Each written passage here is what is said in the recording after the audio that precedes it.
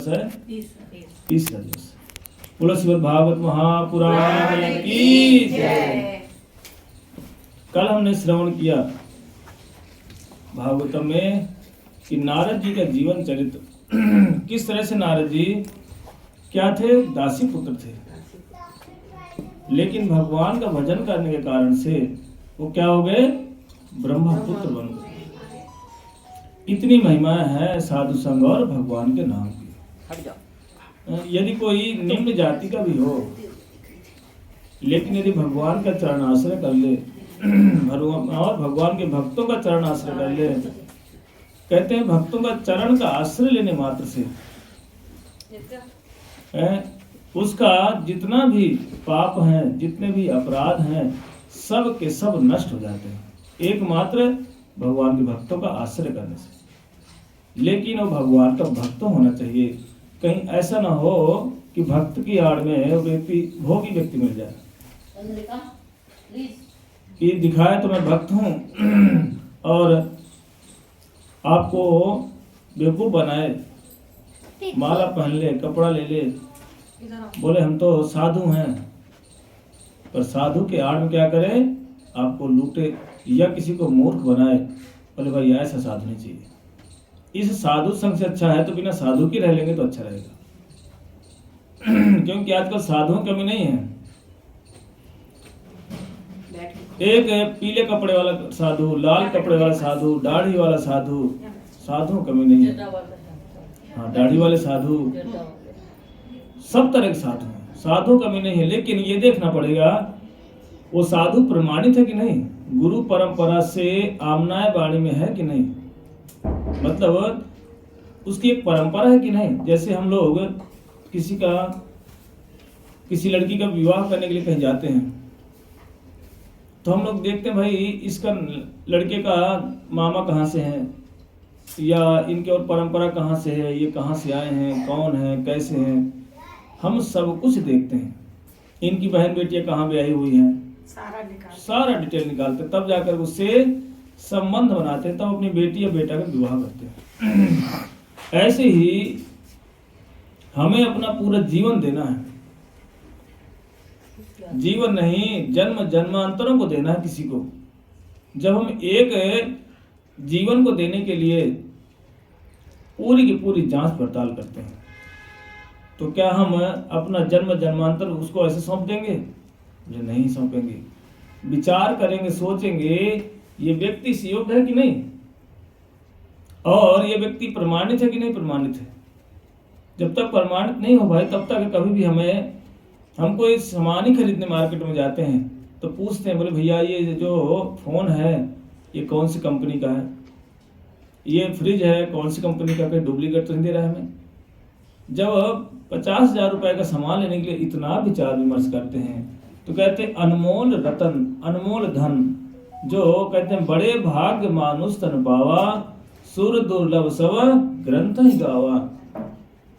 इस मनुष्य जीवन को यूं किसी के हाथ में बेच देंगे? नहीं देंगे। विचार करना चाहिए व्यक्ति को।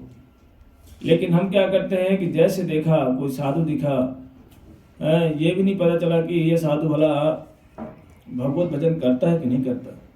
जिसको पाया उठा करके हमने उसके चेहरे को देखा, बोला सुंदर है देखने में, और चेहरे के सौंदर्य को देख करके हम क्या करते हैं, उसके पीछे सर्वस्व लुटा देते हैं। लास्ट में पता चलता है हमारा भयंकर नुकसान हो गया। इसीलिए हमें सदा सर्वदा हमें याद रखना चाहिए। बोलो श्रीमद् भागवत महापुराण की जय।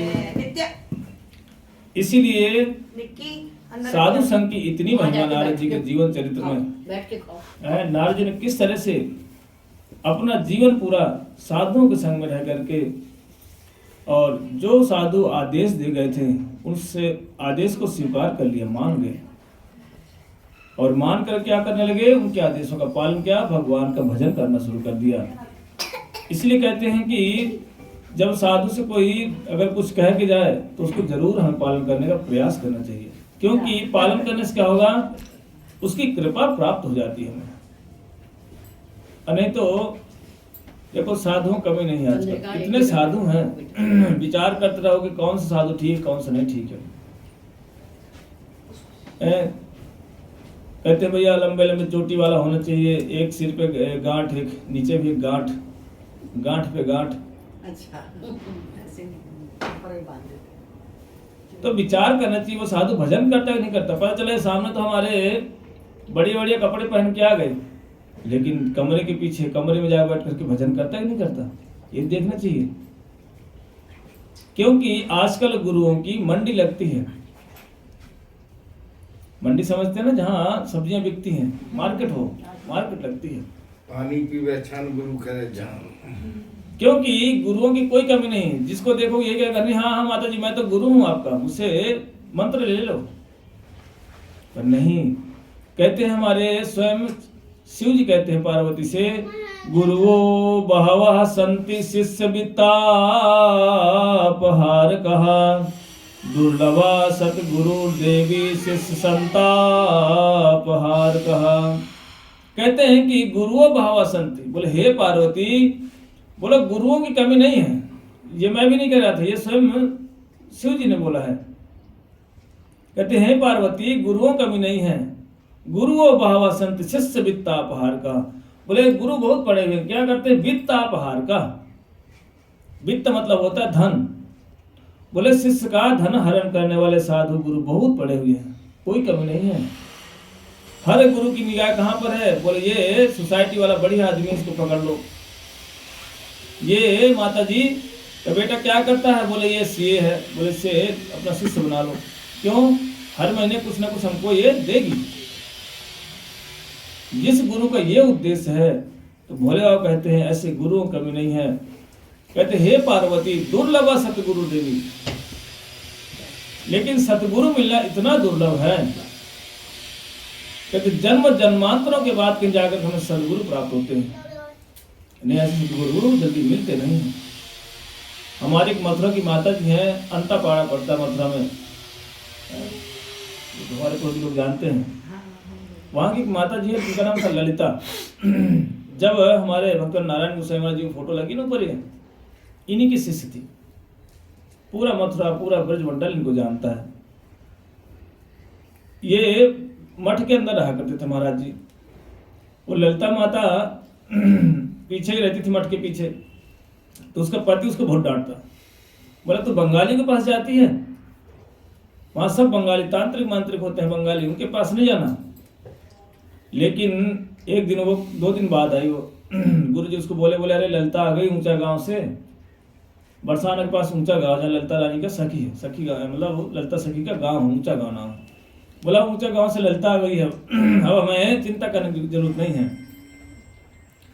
लेकिन जैसे नाम ले लेना, बोले मेरी बेटी है ये, और रो पड़ी।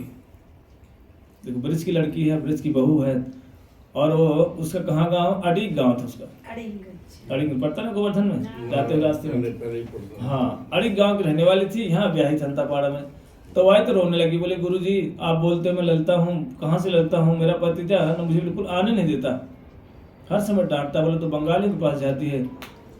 कहते थे कि जैसे ही ललिता रोना शुरू किया, गुरुजी बोले आज के बाद रोना नहीं, मेरे पास कोई रो नहीं सकता, अगर कि वो ब्रजवासी रोए, बोले ये हम सहन नहीं कर सकते। साधुओं का ये नियम है, ब्रजवासी मांग ले और ब्रजवासी रो दे, यदि सत्य में साधु है वो दे देगा, उसे ले जा। ये साधु के लक्षण है। कभी ब्रजवासियों को, अपने शिष्य को गुरु कभी रोने नहीं देता। जैसे एक संसार में एक पिता माता अपने बच्चों को रोने देते हैं, नहीं रोने देते। ये होता सदगुरु के लक्षण। गुरु जी बोले किसी ने तुझे क्या बोला है, बता मुझे जल्दी। बोले कि मेरे पति ने मुझे बोला कि तू वहां जाए मत कर, और बंगाली लोग रहते हैं। बोले ठीक है, जिस दिन तेरा पति आया ना मुझे बताना, मेरे पास भेजना उसे।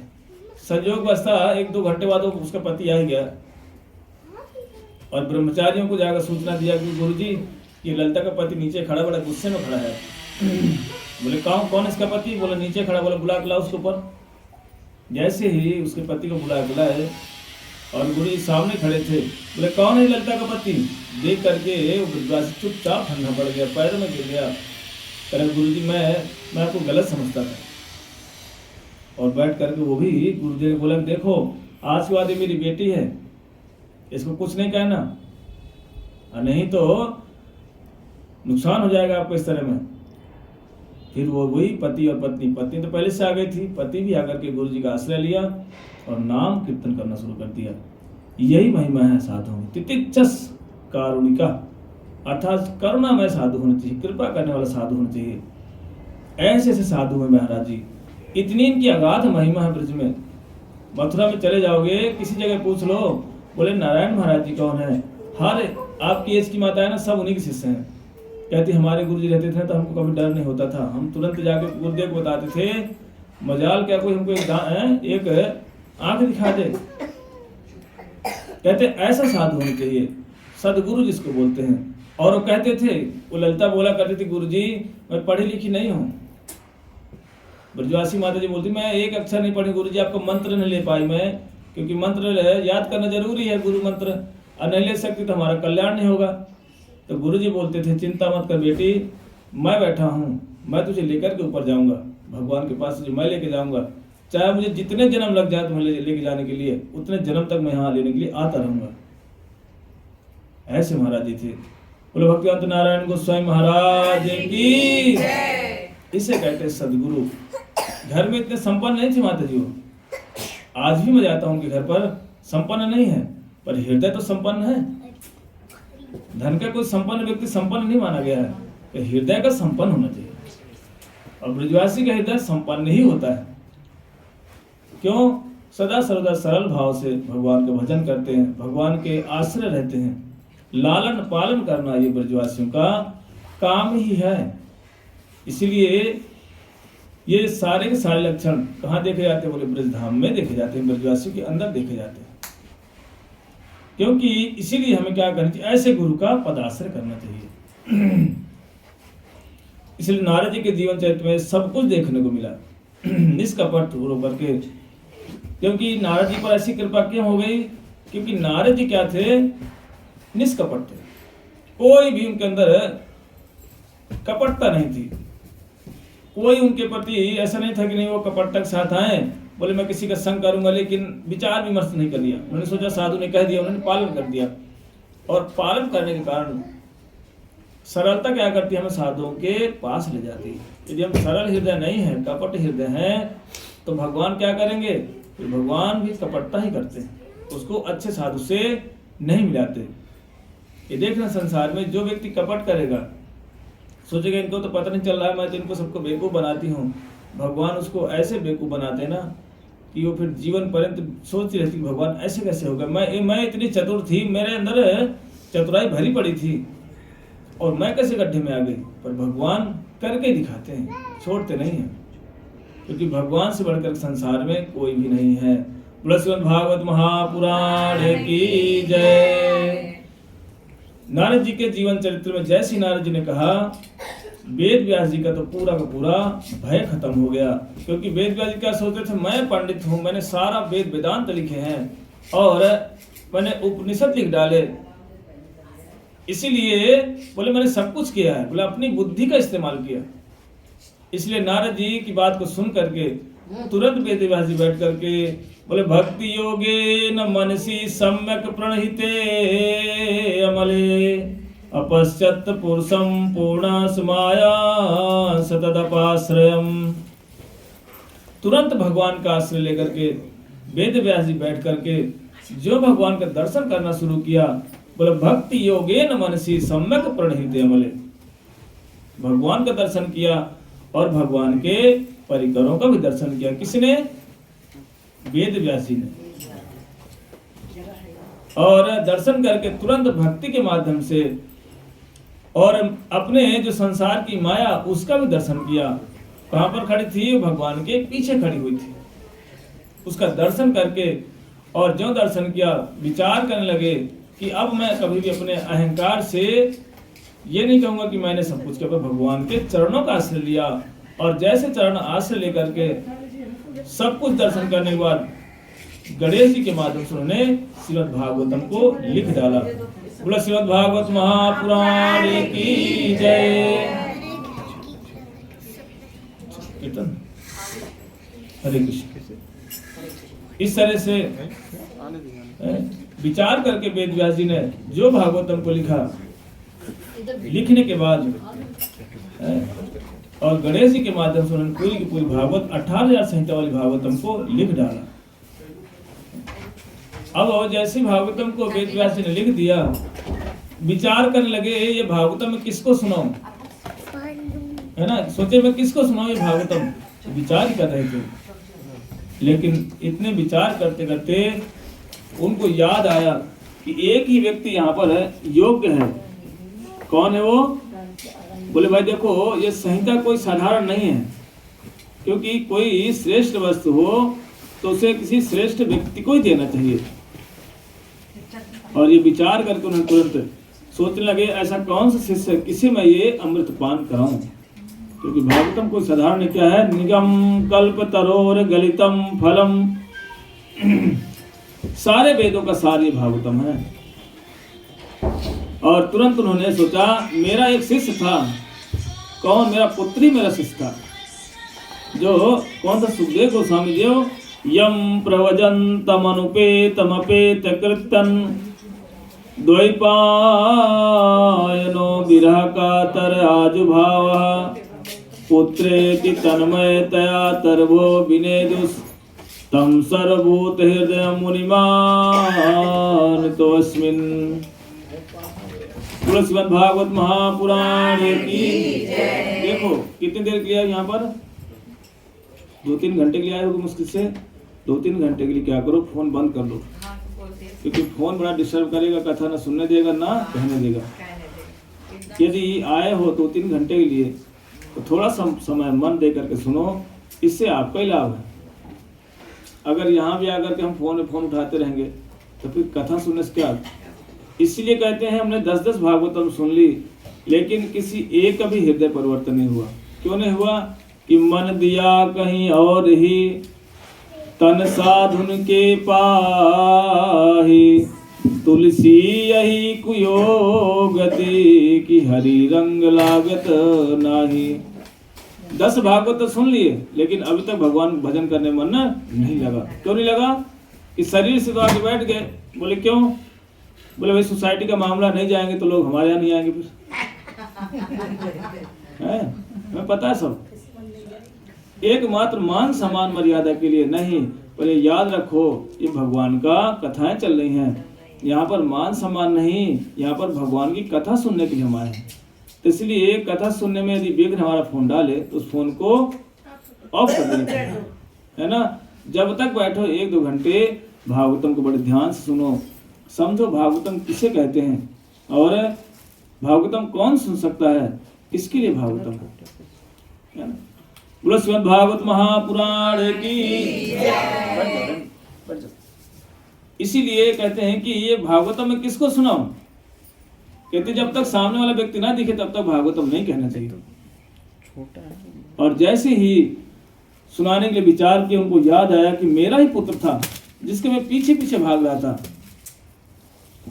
और मेरा पुत्र जन्म लेते ही माँ के गर्भ से जैसा निकला तुरंत यम प्रवजन्तम अनुपेतम अपेत कृतम। पिताजी उसके चिल्ला रहे वेदव्यास पुत्र पुत्र पुत्र, लेकिन बेटा सुनने को तैयार नहीं है। क्यों? संसार से वैराग्य हो गया।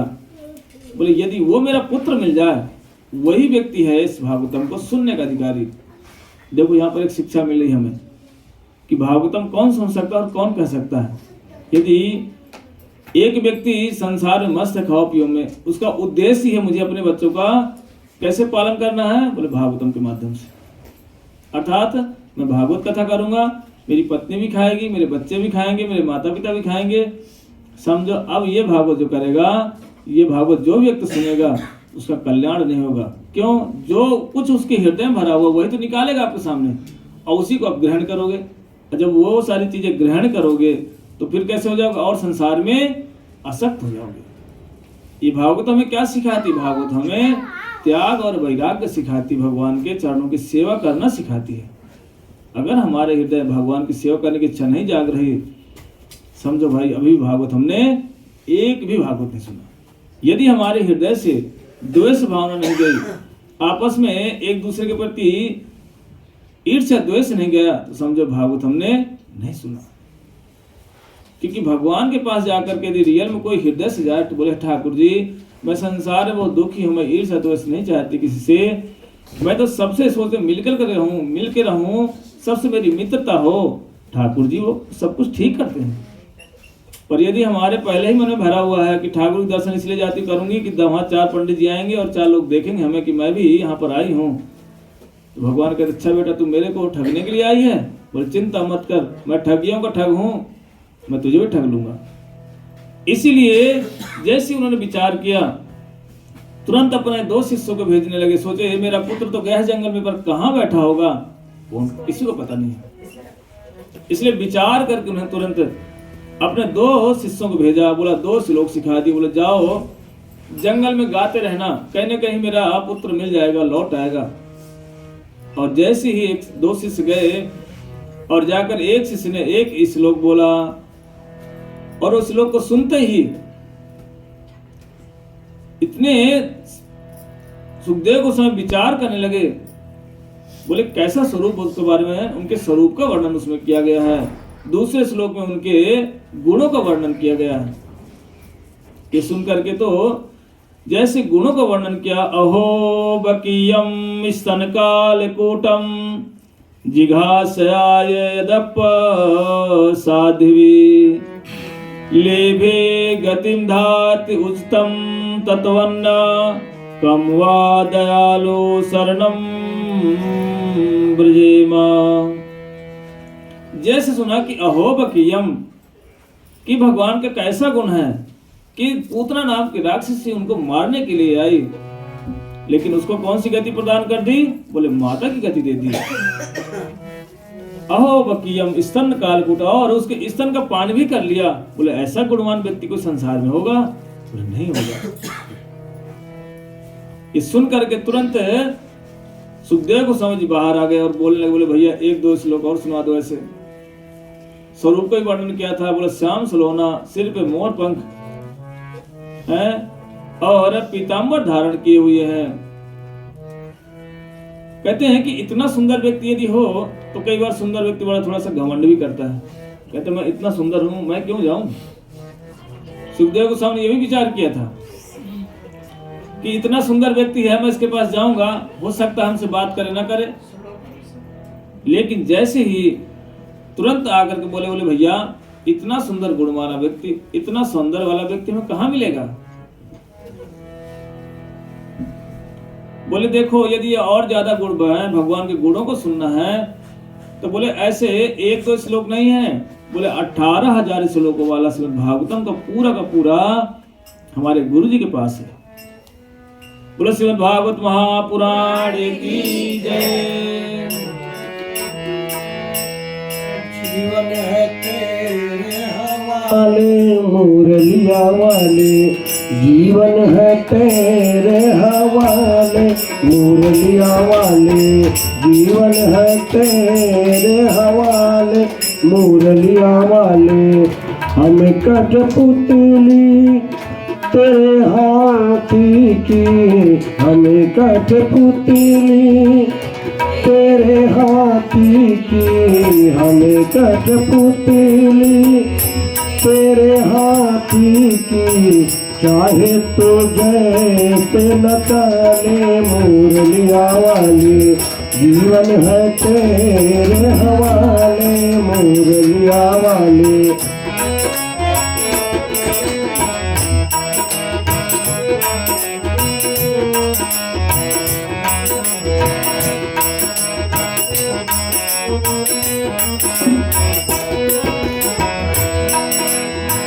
हम तो मुरली तेरे हाथी की, हम तो मुरली तेरे हाथी की, हम तो मुरली तेरे हाथी की।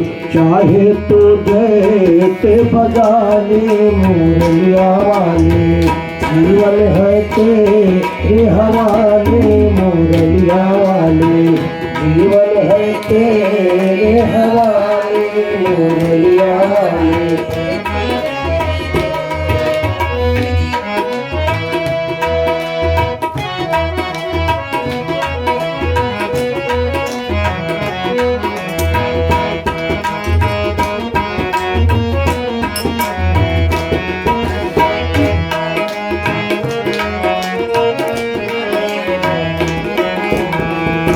हम तो दीवाने सभी तेरे हैं मोहन, हम तो दीवाने सभी तेरे मोहन, तेरे मोहन, तेरे मोहन, हम तो दीवाने सभी तेरे मोहन। अब तो गले से लगा ले मुरलिया वाले, जीवन है तेरे हवाले मुरलिया वाले, जीवन है तेरे हवाले मुरलिया वाले। भागवत महापुराण की जय जय जय श्री राधे श्याम। इस तरह से जैसे ही उन्होंने भगवान के गुणों का और भगवान के रूप के बारे में श्रवण किया, श्रवण करते तुरंत सुखदेव गोस्वामी अपने पिता के पास आ गए और जैसे से सुखदेव गोस्वामी को देखा वेद व्यास इतने प्रसन्न हो गए, बोले धन्य है श्रीमद् भागवतम। जिस पुत्र के लिए मैं उसके पीछे पीछे भाग रहा था, पुत्र पुत्र, लेकिन मेरा पुत्र सुनने को तैयार नहीं था। आज भागवतम को खाली 2 श्लोकों का सुना और भाग करके तुरंत मेरे घर पे आ गया। पूरा का पूरा तो भागवतम क्या किए, अपने पुत्र को पूरा 18,000 श्लोक वाला भागवतम सुना दिया। कहते यदि कोई भगवान का शरण आश्रय कर ले, शरण में चला जाए, कहते उसका सारा का भय खत्म हो जाता है।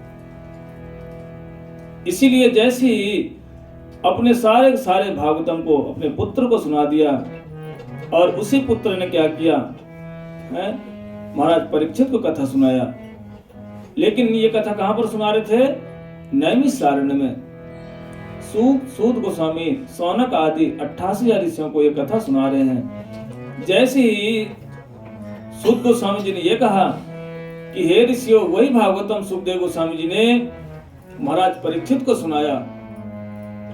ये सुन करके तो ऋषियों ने एक प्रश्न पूछा, बोला महाराज ये बताओ, परीक्षित तो राजा है और सुखदेव गोस्वामी क्या है, वो परम विरक्त हैं। बोले ये दोनों एक स्थान पर बैठकर कथा कैसे सुन लिए, क्योंकि जिसको अपने शरीर का ही होश नहीं है सुखदेव गोस्वामी को, वो वाला 7 दिन तक कैसे बैठ के कथा को सुन सकते हैं। और महाराज परीक्षित तो राजा है, राजा तो रजोगुण में होता है, वो कैसे बैठ के कथा को सुन लिए। इतने में सौनक आदि ऋषि ने जैसे प्रश्न पूछा, सूत गोस्वामी जी बताने लगे, बोले बताता हूँ क्या कारण था सुनने का। बोले यदा मृदे कौरव सृज्यानाम वीरस्थो वीरगतिम गतेषु मृकोदरा विदगदा विमर्शम भग्नोर्दंडे धृतराष्ट्र पुत्रे। बोले एक समय की बात है जब पूरा का पूरा महाभारत खत्म हो गया था, सारे के सारे कौरव मारे गए थे, यहाँ तक कि दुर्योधन को सिर्फ मार करके उसकी जंघों को तोड़ करके महाभारत के युद्ध में, और सभी पांडव अपने शिविर में चले आए। और जैसे शिविर में आए, इधर क्या हुआ, दुर्योधन घायल अवस्था में पड़ा हुआ है युद्ध स्थल में, और चील कौवे आकर के जितने कौरव मारे गए हैं सबको नोच नोच करके खा रहे थे। लेकिन धृतराष्ट्र वहां पर हो जो दुर्योधन था, वो घायल अवस्था में पड़ा हुआ था। उस घायल अवस्था में चील कौवे उसे भी नोचने के लिए आ रहे थे, लेकिन वो जैसे तैसे अपने हाथों से मार मार करके उन चील कौवों को भगा रहा था। इतने में द्रोणाचार्य का पुत्र अश्वत्थामा वहां पर आ गया, और जैसे आया आकर क्या देखा, बोला हे राजन, मैंने आपका ऐश्वर्य देखा है, क्योंकि दुर्योधन कोई साधारण नहीं था, महाबलशाली महा ऐश्वर्यवान। बोले हे राजन, मैंने आपका ऐश्वर्य देखा है, आज ये अवस्था देखकर मुझसे देखा नहीं जा रहा। मैंने आपका अन्न खाया है, ये बताओ मैं आपके लिए क्या कर सकता हूँ। दुर्योधन बोले देखो, हमें मरने का दुख नहीं है, मैं मरने वाला हूँ, मेरी जांग टूटी पड़ी, ये दुख नहीं है। मुझे एक ही मात्र इस बात का दुख है कि शत्रु पक्ष सिर्फ 5 ही थे, और इस महाभारत युद्ध में 5 के 5 जिंदा है, एक भी तो नहीं मरा। यदि एक भी मर जाता तो मेरे हृदय को शांति पड़ जाती। इसलिए कहते हैं ना, कोई संसार में अपने दुख से दुखी नहीं है, तो बगल वाले के सुख से समस्या खाई जा रही उसे। कहते हैं कि इस बात को अश्वत्थामा ने जैसे कहा, दुर्योधन बोले एकमात्र मेरा दुश्मन 5 में से एक भी यदि मर जाए तो बोले मेरे मन को शांति हो जाएगी। लेकिन कैसे मरेगा?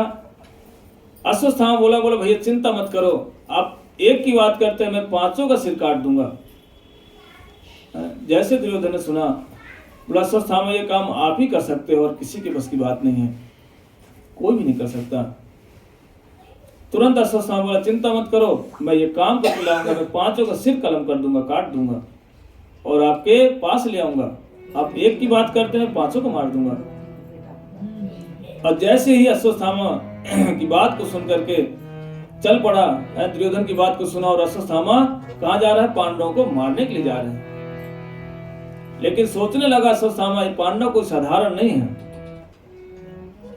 जिनको बड़े बड़े राजाओं ने नहीं मार पाया, बोला मैं मार पाऊंगा कि नहीं? जो मेरे पिता इतने बड़े द्रोणाचार्य इतने बड़े, जिनको अस्त्र शस्त्र सिखाया, जब मेरे पिताजी इनको नहीं मार पाए तो भला मैं कैसे मार दूंगा? ये कोई संभव बात नहीं है, असंभव बात है। लेकिन रास्ते में जैसे आया, रात का समय था, उसने क्या देखा? बहुत सारे कौवे बैठे हुए हैं, लेकिन एक उल्लू आया, उन सारे कौवों को नोच नोच करके मार मार के वहां से भगा दिया। सोचने लगा कौवा इतना तेज स्वभाव का पक्षी है, किसी को भी नहीं छोड़ता, लेकिन एक उल्लू मात्र आया और सब सारे सारे कौवों को मार दिया, किसको घायल कर दिया। बोला जब कौवे को उल्लू मार सकता है, क्यों? क्योंकि रात में कौवों को दिखाई नहीं पड़ता, उल्लू को दिखाई पड़ता है। विचार करने लगे, रात में सोती हुई मैं जाऊंगा तो 5 का सिर कलम कर सकता हूं। ये एक उसने न्याय निकाला, एक फॉर्मूला निकाला यहां से। और जैसे शिविर में गया, इधर क्या हुआ, भगवान ने क्या एक चाल चली। भगवान बोले देखो आज हम विजयी हुए हैं और हम विजय उत्सव मनाने के लिए शिविर से कहीं बाहर जाएंगे। हम यहाँ पर शिविर में आज रात हम बिताएंगे नहीं, लेकिन जैसे 5 पांडव कृष्ण के साथ जाकर बाहर जाकर के उत्सव मनाने जा रहे हैं, विजय उत्सव, इधर पांडव के 5 पुत्र आकर के उनके शिविर में उनके अपने अपने आसनों में सो गए। इतने में अश्वत्थामा आया, तलवार लेकर 5 का गला काट के अलग अलग फेंक दिया और 5 का सिर उठा करके लेके अश्वत्थामा के पास पहुंच गया। बोला मित्र आप कहते थे एक की बात करते, लोग मैंने 5 का सिर कलम कर दिए। दुर्योधन बोला देखो मुझे सबका सिर नहीं चाहिए, मुझे सबसे मोटा वाला सिर है वो मुझे दे दो। क्योंकि मोटा वाला सिर कौन था?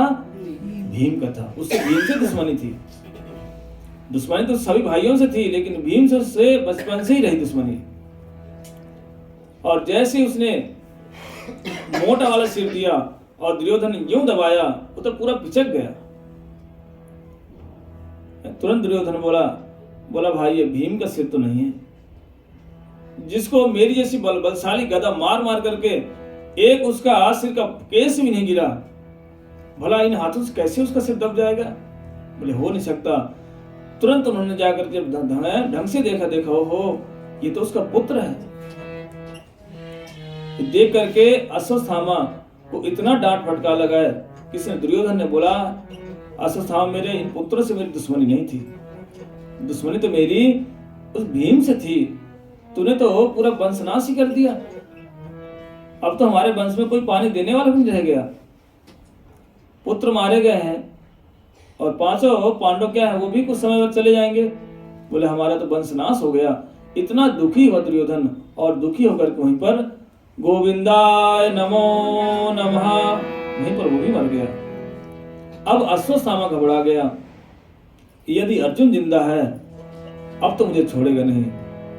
इधर जैसे सुबह होने लगी और वहां से अश्वत्थामा भागना शुरू कर दिया, और इधर 5 पांडव जैसे लौट करके आए, द्रौपदी सबसे पहले आई। द्रौपदी जैसे शिविर में प्रवेश किया, देखा कि बच्चों के सिर गायब हैं, खाली धड़ पड़ा हुआ है। ये देख करके तो जो रोना शुरू किया। बोले माता शिशूनाम निधनम सुतानाम निशम घोरम परितापमाना तदा वाष्प कलांकुलाक्षी ताम सात ताम नाहम किरीटिमाली। जैसे ही द्रौपदी पास में आई, जो रोना शुरू किया, हा पुत्र चित्कार कर रो पड़ी। उसका हृदय एकदम विदीर्ण हो गया। भाई किसी की संतान चली जाए, एक संतान मर जाए, यदि किसी की संतान मरती है तो बगल वाली यदि माता जाती, जब वो रो पड़ती है तो जिसके 5 संतानें गई, बोला उनकी क्या अवस्था होगी। इतना दुखी हो गई और इतना जैसे रोना शुरू किया द्रौपदी ने, अर्जुन तुरंत भागते हुए आया और आकर देखा, द्रौपदी को संभाला। बोले चिंता मत कर द्रौपदी, जिसने तेरे इन पुत्रों को मारा है, भगवान कृष्ण भी आ गए, सारे के सारे पांडव वहां पर आ गए। अर्जुन ने अपना गांडी धनुष उठा लिया। बोले जिसने इस पुत्र का वध किया है, जिसने गला काटा है, बोले द्रौपदी तो चिंता मत कर, उसका भी सिर मैं काटूंगा। कहां पर? तेरे सामने काटूंगा। और बोले चलो केशव। केशव जैसे बैठकर रथ को चलाने शुरू किए, जिस दिशा को भागा था अश्वत्थामा, उसी दिशा में गए और जाकर देखा कि आगे भाग रहा है अश्वत्थामा। लेकिन अश्वत्थामा ने देख लिया कि भाई ये अर्जुन मेरे पीछे पीछे आ गया। तुरंत उसने क्या किया? ब्रह्मास्त्र चला दिया। जैसे ही अश्वत्थामा ने ब्रह्मास्त्र चलाया, भगवान बोले अर्जुन अभी ब्रह्मास्त्र चलाओ। दोनों ब्रह्मास्त्र टकराए, लेकिन अर्जुन को ब्रह्मास्त्र वापस करना आता था, अश्वत्थामा को नहीं आता था, क्योंकि उसके पिता ने उसको सिखाया ही नहीं था। अर्जुन को पूरी शिक्षा दिया था और तुरंत ऐसा लग रहा था मानो प्रलय होने वाली है। भगवान बोले अर्जुन अपना ब्रह्मास्त्र को वापस कर लो। और अपने ब्रह्मास्त्र को जैसे वापस किया, अश्वत्थामा का ब्रह्मास्त्र निरस्त हो गया, नष्ट हो गया। और तुरंत अर्जुन दौड़ करके गया, अश्वत्थामा के सिर के बालों को पकड़ घसीट करके ले आया और ला करके उसको क्या किया? रथ में जो बांधा। भगवान बोले अर्जुन ये क्या कर रहे, बांध क्यों रहे इसे? बोले इसको यहीं खत्म कर दो। लेकिन अर्जुन बोले नहीं नहीं नहीं केशव, मैं यहाँ पर नहीं मारूंगा। बोले क्यों? बोले मैंने द्रौपदी से एक वादा किया है कि मैं आपके सामने लाऊंगा आपके पुत्रों को मारने वाले का, और उसके सामने ही गला काटूंगा। भगवान बोले नहीं नहीं, इसे छोड़ो मत, इसको यहीं मार दो। ये व्यक्ति छोड़ने के लायक नहीं है। लेकिन अर्जुन ने अपनी जो बात कह दी, वो पीछे हटने वाला नहीं है, इतना जिद्दी। बोले देखो भाई, 10 प्रकार के लोगों को कभी मारना नहीं चाहिए और 10 प्रकार के लोगों को कभी छोड़ना भी नहीं चाहिए। बोले मत्ता प्रमत्ता उन्मत्तम बालम स्त्रियम जड़म वीरतम भीतम नहंती न धर्मविद। बोले यदि कोई सोया हुआ हो, यदि उसे कोई मारे, ये अधर्म है, ये धर्म नीति नहीं कहती। बच्चों को मारना, किसी की भी संतान हो, किसी का भी बच्चा हो, उस पर कभी वार नहीं करना चाहिए। छोटा बच्चा है वो तो अज्ञानी है। शराबी हो, यदि पी के पड़ा हो, गाली बक रहा हो, कहते उस पर कभी वार नहीं करना चाहिए, हाथ ही नहीं लगाना चाहिए उसे, क्योंकि वो अपनी अवस्था में ही नहीं है, पागल है। कभी कभी पागल क्या करता, पत्थर उठा के मार देता है, कहते उसे कभी नहीं मारना चाहिए, वो तो पागल है। स्त्री के कभी सिर के बाल नहीं पकड़ना चाहिए। यदि कोई स्त्री को मारता है तो कहते हैं उससे पति की आधी आयु खत्म हो जाती है। अब स्त्री यहाँ बैठी है तो कहती हूँ बड़ा अच्छा हुआ है बात, अगर हमारे पति होते थोड़ा सा सुनते तो अच्छा रहता। आजकल तो कोई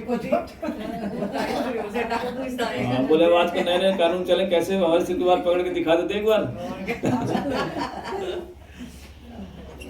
तो कहते हैं इसे 10 प्रकार के लोगों को नहीं मारना चाहिए। ये क्या है? ये धर्मविद है, ये धर्म नहीं है, ये धर्म नीति नहीं कहती। लेकिन बोले हे अर्जुन, इसने क्या किया? बोले बच्चों को मारा है। वो कैसे बच्चे? सोते ही बच्चों का सिर काटा है, ये छोड़ने के योग्य नहीं, इसको यहीं खत्म कर दो। बोले नहीं नहीं प्रभु, केशव मैं तो द्रौपदी के पास लेके जाऊंगा। जीव लौट करके आए और कैसे क्या उसको बांध करके जैसे द्रौपदी के सामने लाए। द्रौपदी क्या बोले? बोले मुंच मुंच। बोले छोड़ दो, ये ब्राह्मण पुत्र है, इसे मारो मत। ये कहते स्त्री का स्वभाव, ये होता है माता का स्वभाव।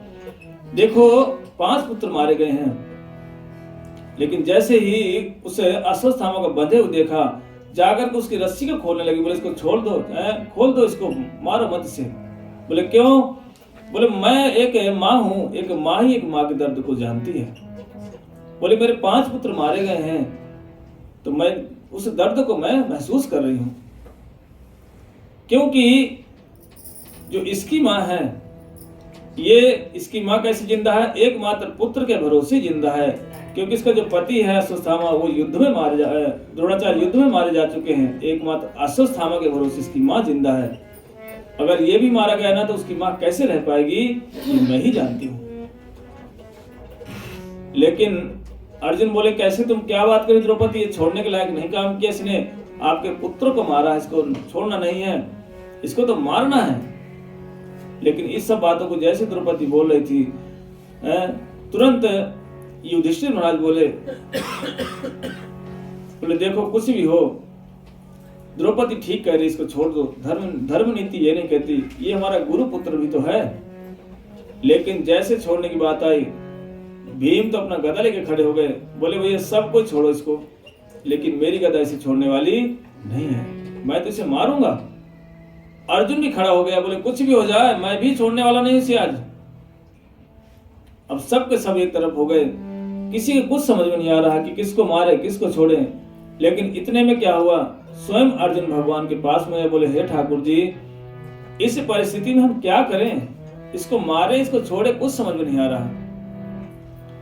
भगवान बोले देखो भाई ये अर्जुन, मैंने सब कुछ शास्त्रों में लिख दिया है, किसको मारना किसको छोड़ना है, अब विचार कर लो। लेकिन अर्जुन भी साधारण नहीं था, उसने भी भगवान श्रीमद् भगवद गीता श्रवण कर रखा, 700 श्लोक वाली भगवद गीता, समझ गया ये टेढ़ी टांग वाला है, ये टेढ़ी मेढ़ी बात करेगा। इसकी बात को तुरंत समझ गए और उस अश्वत्थामा को पकड़ करके उसको क्या किया, सिर मुंडन कर दिया, उसके मस्तक से मणि निकाल ली और शिविर से जो धक्का मार के भगा दिया। इतना अपमानित हुआ वो, क्योंकि ब्राह्मण भी था और गुरु पुत्र भी था। कहते सम्मानित व्यक्ति को मारने की जरूरत नहीं पड़ती, उसका अपमान कर दो, जब जब उस स्थिति को याद करेगा तब तब मरेगा वो। देखने दी कहीं किसी का अपमान हो गया हो, जब वो घर में आएगा ना हर समय मरे जैसा रहेगा, मुंह लटकाए रहेगा। लोग पूछेंगे क्या हुआ दादी, बोले कुछ नहीं कुछ नहीं। कमरे में जाके फिर वो बार बार दृश्य को याद करेंगे, बार बार मरते हैं। उसको धक्का मार के जैसे भगा दिया।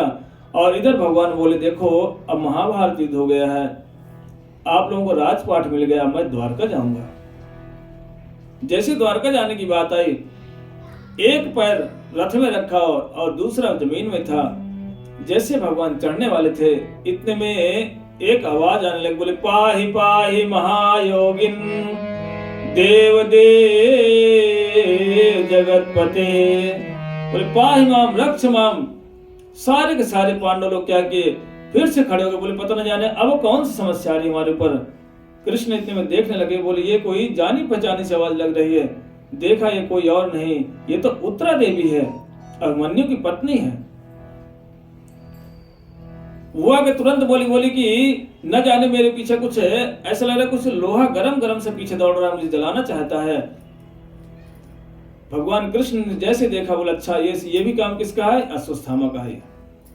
क्योंकि अश्वत्थामा ने विचार किया कि उत्तरा गर्भवती है, इनके पहले 5 पुत्रों को मैंने वध तो कर ही दिया है, ये पांडव है ये भी मर जाएंगे, और जो इसके बच्चा गर्भ में जो पल रहा है इसका गर्भ नष्ट हो जाएगा, फिर संतान के घर में कोई बचेगी नहीं, वंशनाश तो वैसे ही हो जाएगा। और उसे ये भी पता था कि सब के सब पांडव लोग क्या हैं, कृष्ण की विदाई में लगे हुए हैं, घर के अंदर कोई नहीं है। इसीलिए भगवान ने कहा अच्छा ये काम अश्वत्थामा का है। भगवान क्या कि तुरंत उत्तरा के गर्भ में प्रवेश करके और जाकर के उसे जीव की रक्षा करी। बोले भक्तवत्सल भगवान की जय। ये पहली बार ऐसा हुआ है किसी माँ के अंदर भक्त और भगवान दोनों गर्भ में प्रवेश कर गए, नहीं आज तक हुआ नहीं है। प्रहलाद जी के या ध्रुव हो सिर्फ भक्त ही थे एक माँ के गर्भ में, लेकिन इस गर्भ में क्या हुआ, उत्तरा के भक्त पहले से बैठा हुआ, भगवान भी प्रवेश कर गए। ये ऐसा अद्भुत किसी माँ के घर में ऐसा नहीं हुआ है। और जैसे भगवान ने जाकर रक्षा करी, अब रक्षा जैसे करके फिर बोले मैं जा रहा हूँ कहाँ, द्वारका। इतने में कुंती बुआ गई, जो स्तुतियां शुरू कर दी और कहते नमः पंकज नाभाय नमः पंकज मालिने नमः पंकज नेत्राय नमस्ते पंकजांग्रे। बोले हे कृष्ण आपके सब चरण ही पंकज के समान है, अर्थात कमल के समान है। भगवान बोले देखो बुआ ये क्या कर रही हो, मेरी स्तुति क्यों कर रही हो, आप तो मेरी बुआ हो, मैं आपका भतीजा हूँ।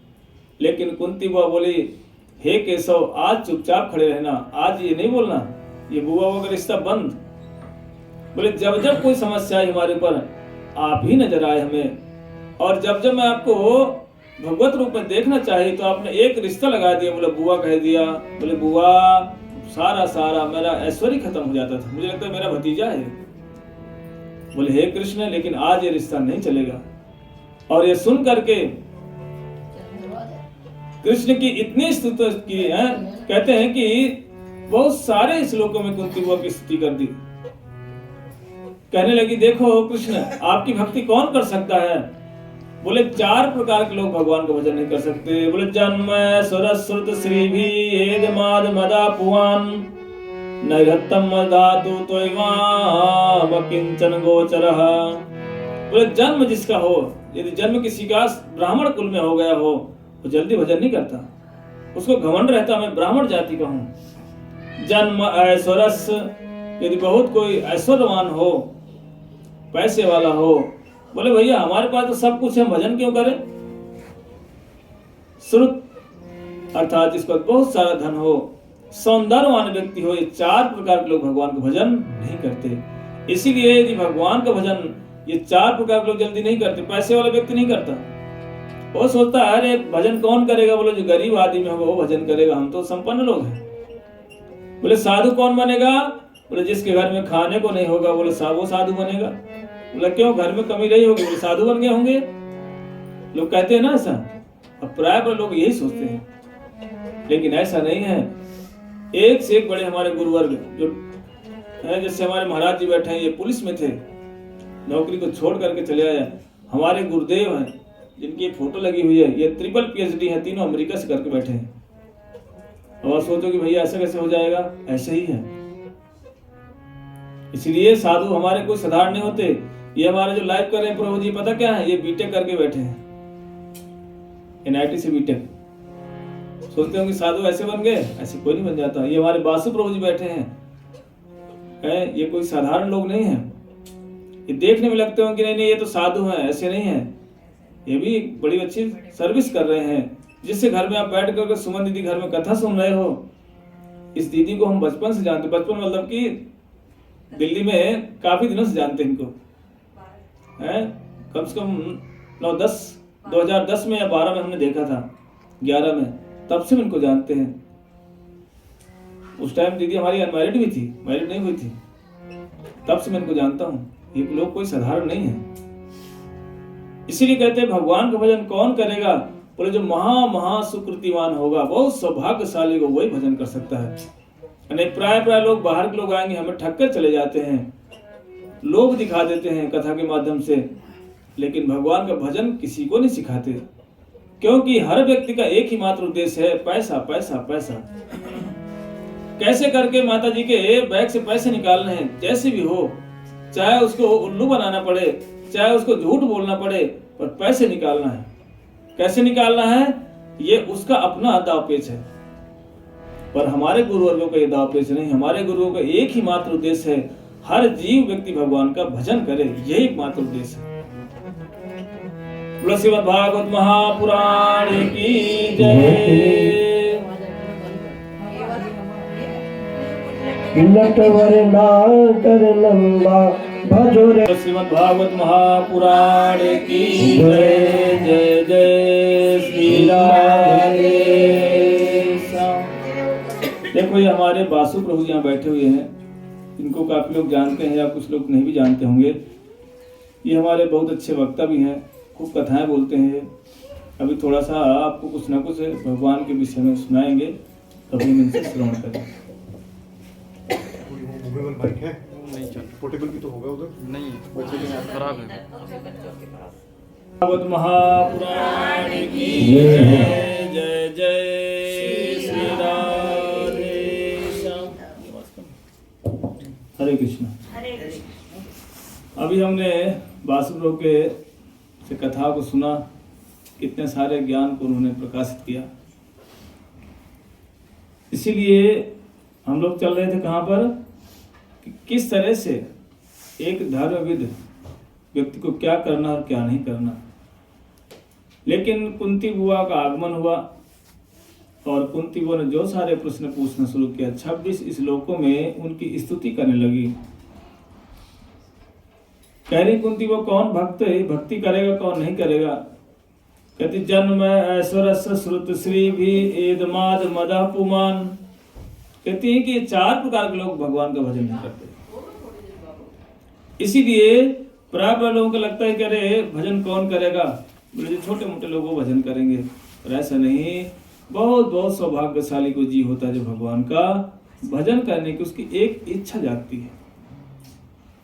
इस संसार में सभी लोग आहार निद्रा भय मैथुनांश समाने तत्पशु भी नराणाम धर्मो हितेशो अधिको विशेषो धर्मे नहीं ना पशु भी समाना।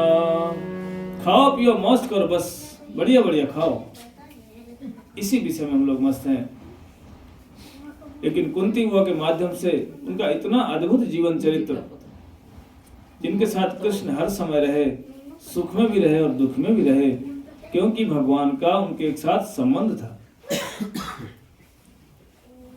जैसे ही एक दिन क्या देखे भगवान कृष्ण ने, इतना कुंती बुआ ने स्तुतियां किया। कृष्ण बोले ठीक है बुआ, अगर ऐसी बात है तो मैं द्वारका नहीं जाऊंगा, द्वारका जाना कैंसिल।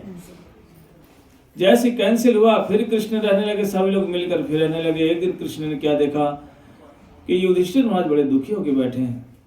कृष्ण ने पूछा, बोले भैया अब क्यों दुखी हो, अब तो आप राजा बन गए, राजपाट मिल गया, अब क्यों दुखी हो। युधिष्ठिर महाराज कहने लगे देखो कृष्ण, ये जो कुछ हमको मिला है हमने अपने लोगों को मार करके तो ये हमें प्राप्त हुआ राज्य। करे जब मैंने स्त्रियों को देखता हूँ मैं बड़ा दुखी हो जाता हूँ। इनके सिंदूर उजड़ गए, इनके सबके पतियों को हमने मारा है, फिर मार करके हम राजा के पद पर बैठा हूँ, इसलिए मेरा मन प्रसन्न नहीं रहता, दुखी रहता है। लेकिन कृष्ण ने समझाने की बहुत कोशिश की, लेकिन कौन मानेगा। कहते हैं क्या होते हैं, घर की मुर्गी दाल बना, घर की बात कौन मानता है। अगर बेटा पुत्र यदि आपका आईएएस बन जाए, वो आपको उपदेश दे कि नहीं नहीं माता जी ऐसी नहीं ऐसे, तो बोले चुप रहे, तो मुझे मत समझा, मैंने तुझे पैदा किया, तो मुझे थोड़ी पैदा किया है। हाँ, बोलते नहीं बोलते कि तू ज्यादा उपदेश मत, शिक्षा मत दे, मैं सब जानती हूँ। और चाहे कितना बड़ा भी अधिकारी हो जाए पुत्र, लेकिन मैया क्या आगे जब उसे खिलाएगी पिलाएगी, बोले बेटा ध्यान से रोड पार करना है, खा लेना दोपहर को, ये एक वात्सल होता है। तो युधिष्ठिर महाराज कृष्ण से बड़े हैं। कृष्ण बार बार समझाने की कोशिश करते हैं, लेकिन समझने कोई तैयार नहीं। क्यों, युधिष्ठिर महाराज जानते तो छोटा है, मैं इससे बड़ा हूं। कृष्ण भी समझ गए कि जब तक कोई इन्हें पक्की दाढ़ी वाला व्यक्ति नहीं समझाएगा ना, ये समझने वाले नहीं है भाई, ये हमारी बात नहीं मानेंगे, छोटा है। और जाकर तुरंत उनको याद आया, बोले चलो चलो भीष्म पितामह अभी तक वो मरे नहीं हैं, क्योंकि वो इच्छा मृत्यु वाले हैं, पड़े हुए हैं राम से। सारे के सारे पांडव, कुंती बुआ और बहुत सारे साधु वहां गए। यत्रि वशिष्ठ चैवनाश्च गौतमो मेधा तिथि देवल देवरातो, बहुत सारे ऋषि वहां पहुंचे। और जैसे ही सबसे पहले अर्जुन जाकर के जैसे भीष्म पितामह को प्रणाम किया, पितामह देखते बोले वो आपका सारथी कहाँ है। बोले अर्जुन आप अकेले तो नहीं आए हो, वो आपका सारथी कहाँ है। जैसे ही अर्जुन से इतना पूछ ही रहे थे, कृष्ण भी पहुंच गए। बोले दादाजी क्या आदेश है मेरे लिए। बोले मैं जानता था कि जब अर्जुन यहाँ पर आया है तो श्याम जरूर आया होगा, कृष्ण जरूर आया होगा। ये पूछ करके जैसे ही सभी लोग पहुंचे और जाकर युधिष्ठिर महाराज ने जाकर उनसे बहुत सारे प्रश्न पूछे। वेद धर्म किसे कहते हैं, वर्णाश्रम धर्म किसे कहते हैं, जीव का धर्म क्या है, राज धर्म क्या है, बहुत सारे धर्मों के विषय में पूछा। भीष्म पितामह ने जो उपदेश देना शुरू किया, युधिष्ठिर महाराज का तो मन एकदम शांत हो गया। समझ गए कि जो कुछ भी हुआ है ये भगवत इच्छा से हुआ है। जितने भी लोग हमारे बंधु बांधव मारे गए हैं ये कोई गलत नहीं हुआ, ठीक ही हुआ है। उस टाइम कृष्ण भी समझाते, धर्म नीति दे रहे थे, लेकिन एक ही बात नहीं मानी उन्होंने। और भीष्म पितामह जाते जाते बोलने लगे, बोले हे कृष्ण, मेरी भी एक लास्ट इच्छा है कि मैं तो अब जाऊंगा, पर मेरी एक लास्ट इच्छा है कि जब तक मैं चला न जाऊं तब तक आप मेरे ठीक सामने खड़े रहो। कृष्ण ने जैसे सुना कि मेरे सामने खड़े रहने के लिए बोल रहे हैं पितामह, कृष्ण बेचारे मुंह लटका करके खड़े हो गए। क्यों लटकाए मुंह? कृष्ण सोचने लगे ये तो इच्छा मृत्यु वाले हैं, न जाने कौन से कल्प में जाएंगे, कब तक मैं खड़ा रहूंगा, बड़ी स्थिति खराब हो जाएगी। पितामह बोले भैया ये लटका हुआ नहीं चाहिए, प्रसन्न हासा अरुण लोचनो, बोले प्रसन्न होकर खड़े रहो। बोले जिस तरह से महाभारत के युद्ध में आप प्रसन्न होकर युद्ध करते थे, रथ हाँकते थे, आप उसी प्रसन्नता से रहो। कृष्ण सोचने लगे, बोले कब तक प्रसन्न रहना पड़ेगा, ये दादाजी कब जाएंगे, अभी तक नहीं गए, महाभारत में सबके सब मर गए, लेकिन अभी तक बाणों के सैया में लेटे हुए हैं। लेकिन उनकी भी इच्छा थी। कई लोग बोलते नहीं कृष्ण थे इसीलिए, कहते हैं उत्तरायण काल में गए। ये भी क्या चल रहा है, उत्तरायण काल शुरू हो गया। 2 काल होते हैं, उत्तरायण और अक्षय, इसलिए उत्तरायण काल है। इसी से इस काल में जो व्यक्ति भागवत कथा कोई भी अच्छे शुभ काम करवाते हैं, कहते हैं उसको अधिक अधिक पुण्य प्राप्त होता है, अधिक से अधिक उसे फल की प्राप्ति होती है। इसलिए उत्तरायण काल है।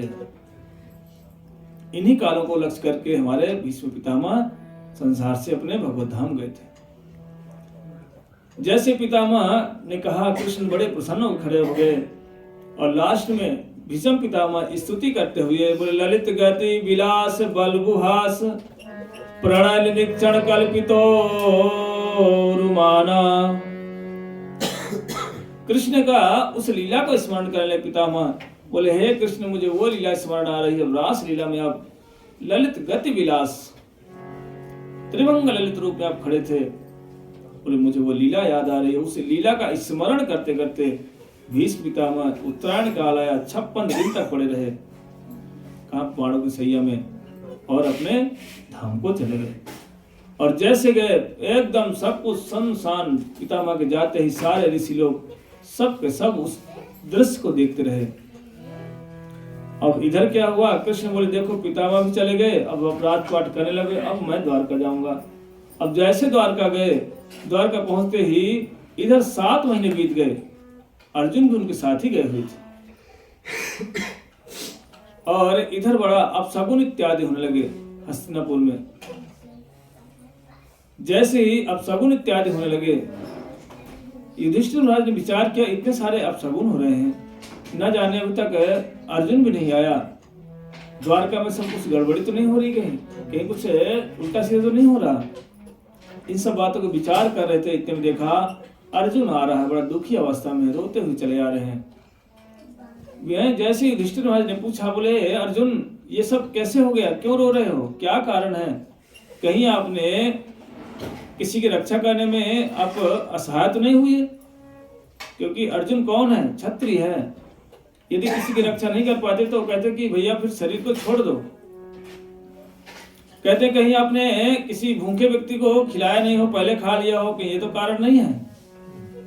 लेकिन अर्जुन कुछ भी नहीं बताने लगे। लास्ट में बोले है भैया, जिसने हमें महाभारत की विजय दिलाई थी, जिसने द्रौपदी की लाश को बचाया था, जिसने खंडौना में जब हमें आग वन में जाकर हमारी जो रक्षा की थी, रक्षा गृह में जिसने हमारी रक्षा की थी, बोले वो कृष्ण रहे नहीं, वो अपने धाम को चले गए। जैसे इतना सुना, इतना सुनते ही तो 5 पांडव चुपचाप क्या किए, अपने पुत्र को राजपाट सौंपा और चुपचाप वहां से निकल गए वो भी। और जैसे निकल गए, सारे के सारे लोग जाकर के धीरे धीरे करके भगवत धाम चले गए। इतने में सौनक आदि ऋषियों ने पूछा, बोले हे सूत गोस्वामी जी, हमने तो ये पूछा था कि सुखदेव गोस्वामी ने महाराज परीक्षित को कथा क्यों सुनाई, और ये आपने कहां से पूरा महाभारत सुना के रख दिया। यही हुआ ना, मैंने बताया था ना कि सुखदेव गोस्वामी जी ने वही भागवत को सुना, किससे? वेद व्यास से सुन करके सुखदेव गोस्वामी ने सुना। सुखदेव गोस्वामी ने किसको सुनाया? महाराज परीक्षित को सुनाया। तो शौनक आदि ऋषि ने पूछा था कि ये महाराज परीक्षित तो राजा थे, इनको क्या सुनने की जरूरत थी? लेकिन सूत गोस्वामी ने क्या कि पूरा महाभारत सुना डाला। उन्हें कहा भैया फिर परीक्षित का क्या हुआ? अब परीक्षित कथा सुना रहे थे। ये सुन करके तो सूत गोस्वामी जी बोले, अच्छा मैं तो भूल गया था, ये आपने परीक्षित के विषय में पूछा था और मैंने महाभारत सुना डाला। भागवतम ऐसे हुआ है, हमारे सुखदेव गोस्वामी कई जगह ऐसे हुए हैं। 10वें स्कंद में लीलाओं का वर्णन करते करते निकल गए आगे और पीछे की लीलाएं छूट गई। फिर उन्होंने क्या किया? बचपन की लीला फिर सुनाना शुरू की। क्यों? जब अपने कृष्ण इष्ट के प्रति बोलना शुरू करते हैं, जिससे अधिक ममता होती है, अधिक प्रेम होता है। यदि माँ अपने कई पुत्र के बारे में बताना शुरू करे ना, तो कभी बोलते बोलते बोलते बोलते वो बड़े उसमें चली जाती है, नीचे वाली लीला को छोड़ देती है। क्यों? इतना उत्साह होता है। कभी देखना कोई पुत्र कहीं अगर बैठे होंगे ना 4 माताएं, तो जो माता के पास पुत्र होगा बड़ा चंचल होगा, लेकिन माता क्या करेगी? सोचती मैं कैसा मौका मिले अपने पुत्र के बारे में बोलूं। क्यों? उसकी इच्छा रहती बोलने की। ऐसे ही बोले, अच्छा मैं तो भूल ही गया था, मैं तो कृष्ण की लीलाओं को बोलता चला गया। पूछे, बोले देखो वही परीक्षित इति परीक्षा, जो सबकी परीक्षा लेते रहते हैं, बोले वही परीक्षित। बोले समय आने पर वो अपनी माँ के गर्भ से बाहर आए और उनका नाम हुआ विष्णुरात। वही विष्णुरात उनका नाम हुआ। लेकिन ब्राह्मणों ने क्या नाम रखा? बोले सबकी परीक्षा करता घूमता था। बोले क्यों? बोले इसीलिए क्योंकि उत्तरा का पुत्र है, उत्तरा देवी का ये पुत्र है। क्योंकि गर्भ में भगवान उनकी रक्षा की थी, तो ये बार बार सबका मुख देखते, बोले कहीं ये वही तो नहीं है, कहीं ये वही तो नहीं है, सबकी परीक्षा कर रहे हैं। इसलिए उनका क्या हुआ? परीक्षित। बोले परीक्षित महाराज की जय। अब यही राजपाट पांडव ने क्या किया? परीक्षित को सौंपा और सौंप करके तो चले गए। इधर परीक्षित महाराज ने क्या देखा कि हमारे पूर्वजों की सब जगह पूरे राज्य में प्रशंसा होती, सारी जनता हर समय बोलती अर्जुन ऐसा था, भीम ऐसा था, युधिष्ठिर महाराज की क्या धर्म नीति थी, क्या धनुष का और तीर का कमाल दिखाते थे महाराज अर्जुन, और क्या गदा थी भीम की। सारी प्रशंसा सुनते बड़े मस्त रहते। एक दिन परीक्षित महाराज घूमते घूमते राज के बाहर गए। उन्होंने क्या देखा? एक गाय और बछड़े को एक काला व्यक्ति मार रहा है। गाय के तो बेचारी खड़े खड़े रो रही है, और जो बैल है उसके 3 पैर टूटे हुए हैं, जो चौथा पैर है उसमें भी वो डंडे से मार रहा है। जैसे महाराज परीक्षित पहुंचे उन्हें बड़े जोर से डांट लगाए। बोले कौन है तुम काला कलूटा व्यक्ति, ये क्या कर रहा है? मेरे राज्य में आकर के ऐसा काम करता दुष्कर्म? इतना फटकारा। और जैसे महाराज परीक्षित ने मारने के लिए उसको धनुष मार उठाया, तलवार उठाई, वो तो डर के मारे हाथ जोड़कर चरणों में लेट गया। बोले प्रभु हमको क्षमा करो। इतने में महाराज परीक्षित ने उस गाय से पूछा तुम कौन हो? और उस बैल से पूछने लगे। लेकिन गाय और बैल वो आपस में बात कर रहे हैं। कहते इसमें इसका भी दोष नहीं है। बोले हमारे कुछ अपने कर्म थे जिनको हमको भोगना पड़ रहा है, जो हमारे पैर टूटे, बोले ये हमारी गलती है। अर्थात वो कौन है धर्म? बोले वही है, 4 धर्म है। वो बैल कौन है? बोले धर्म है। और गाय कौन है? वो पृथ्वी देवी है। पृथ्वी देवी जब ऐसे असुरों को जब देखती है उत्पात करते हुए, वो दुखी हो जाती है। और सच में देखा जाए धर्म तो रहा ही नहीं, बिल्कुल धर्म तो खत्म ही हो गया है। धर्म नाम की कोई चीज नहीं। किसी को सूची का ज्ञान नहीं है। पवित्रता किसे कहते हैं ये भी किसी को ज्ञान नहीं। नहा करके खड़े हो जाना, अच्छे कपड़े पहन लेना, ये पवित्रता नहीं है। पवित्रता किसे कहते हैं? कहते हैं जब स्त्री रजस अवस्था में रहती है उस टाइम कभी उसे साधु के पास नहीं जाना चाहिए, मंदिरों भी नहीं जाना चाहिए। खिलाना पिलाना दूर की बात, कभी भी साधु के सामने भी नहीं जाना चाहिए। लेकिन आजकल तो सब उल्टा सीधा चलता है। जिसके जो मन में आ रहा है कर रहा है, जिसके जो इच्छा होती है मंदिर में जा रहे हैं, बोले इससे क्या होता है, उससे क्या होता है। शास्त्रों ने जिस चीज के लिए मना किया है कौन मानता है? नहीं मानते। साधु को कभी भी अपने खाई हुई प्लेटों में नहीं खिलाना चाहिए। थाली में नहीं खिलाना चाहिए। ये सब क्या है, ये सब हमें सीखना चाहिए। जब तक हम नहा धो करके रसोई में प्रवेश करना चाहिए, पर हम क्या करते हैं, सुबह उठे, लेटरिन गए और जाकर दौड़ कर रसोई पहुंच करके जो बनाना सब्जी रोटी शुरू कर देते हैं। ये क्या है, यही अपवित्रता है। कहते जब तक तुम लेटरिन में गए हो, लेटरिन में जाकर जब तक नहाओगे नहीं तब तक रसोई में प्रवेश नहीं कर सकते। लेकिन हम क्या करते हैं, एक हाथ रसोई में, एक हाथ हमारा लेटरिन घर में, सब नष्ट कर रखा है हमने। कोई पवित्रता नहीं, कोई विचार नहीं, कोई सूची न्याय नहीं। ये अवस्था है संसार की। कहने में भी डर लगता है, बताने में, बोलने में डर लगता है। क्यों? कौन मानेगा इस बातों को, कौन सुनेगा? जो व्यक्ति समझदार होगा वही कर सकता है। लेकिन जैसे ही उन्होंने पूछा तुम कौन हो, ये सुन करके समझ गए। परीक्षित महाराज बोले बताने की जरूरत नहीं, मैं समझ गया कि आप स्वयं कौन है, धर्म है। जो धर्म व्यक्ति होता है, धर्मविद व्यक्ति, वो सदा सर्वदा अपनी गलती मान लेता है, किसी को दोषी नहीं ठहराता। और समझ करके उस कलियुग को जैसे मारने के लिए दौड़े, कलियुग तो हाथ जोड़कर उनके चरणों में लेट गया। बोले महाराज मैं कहाँ जाऊंगा? कि राजा परीक्षित बोले मेरे राज्य से तो बाहर निकल जा, यहाँ दिखाई मत पड़ना दोबारा।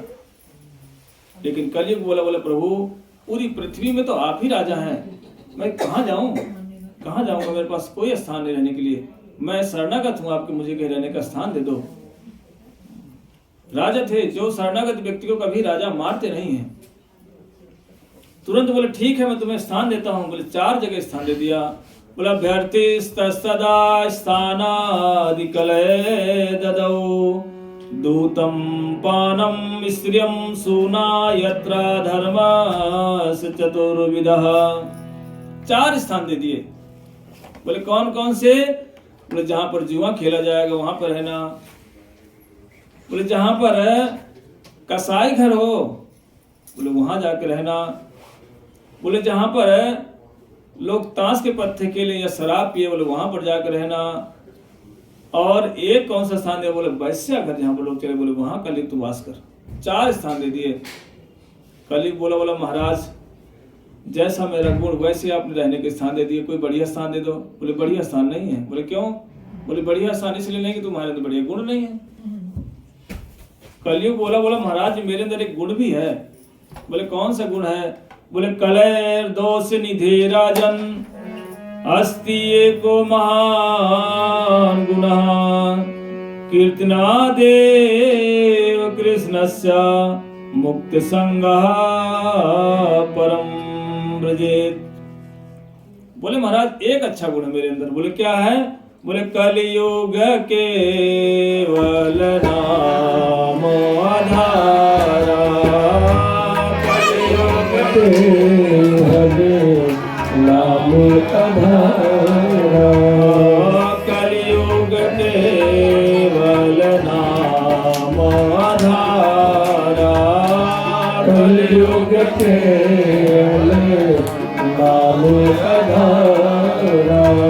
सुमर सुमर नर उतर ही पारा, सुमर सुमर उतर ही पारा, कलियुग केवल नाम आधारा, कलियुग केवल नाम आधारा।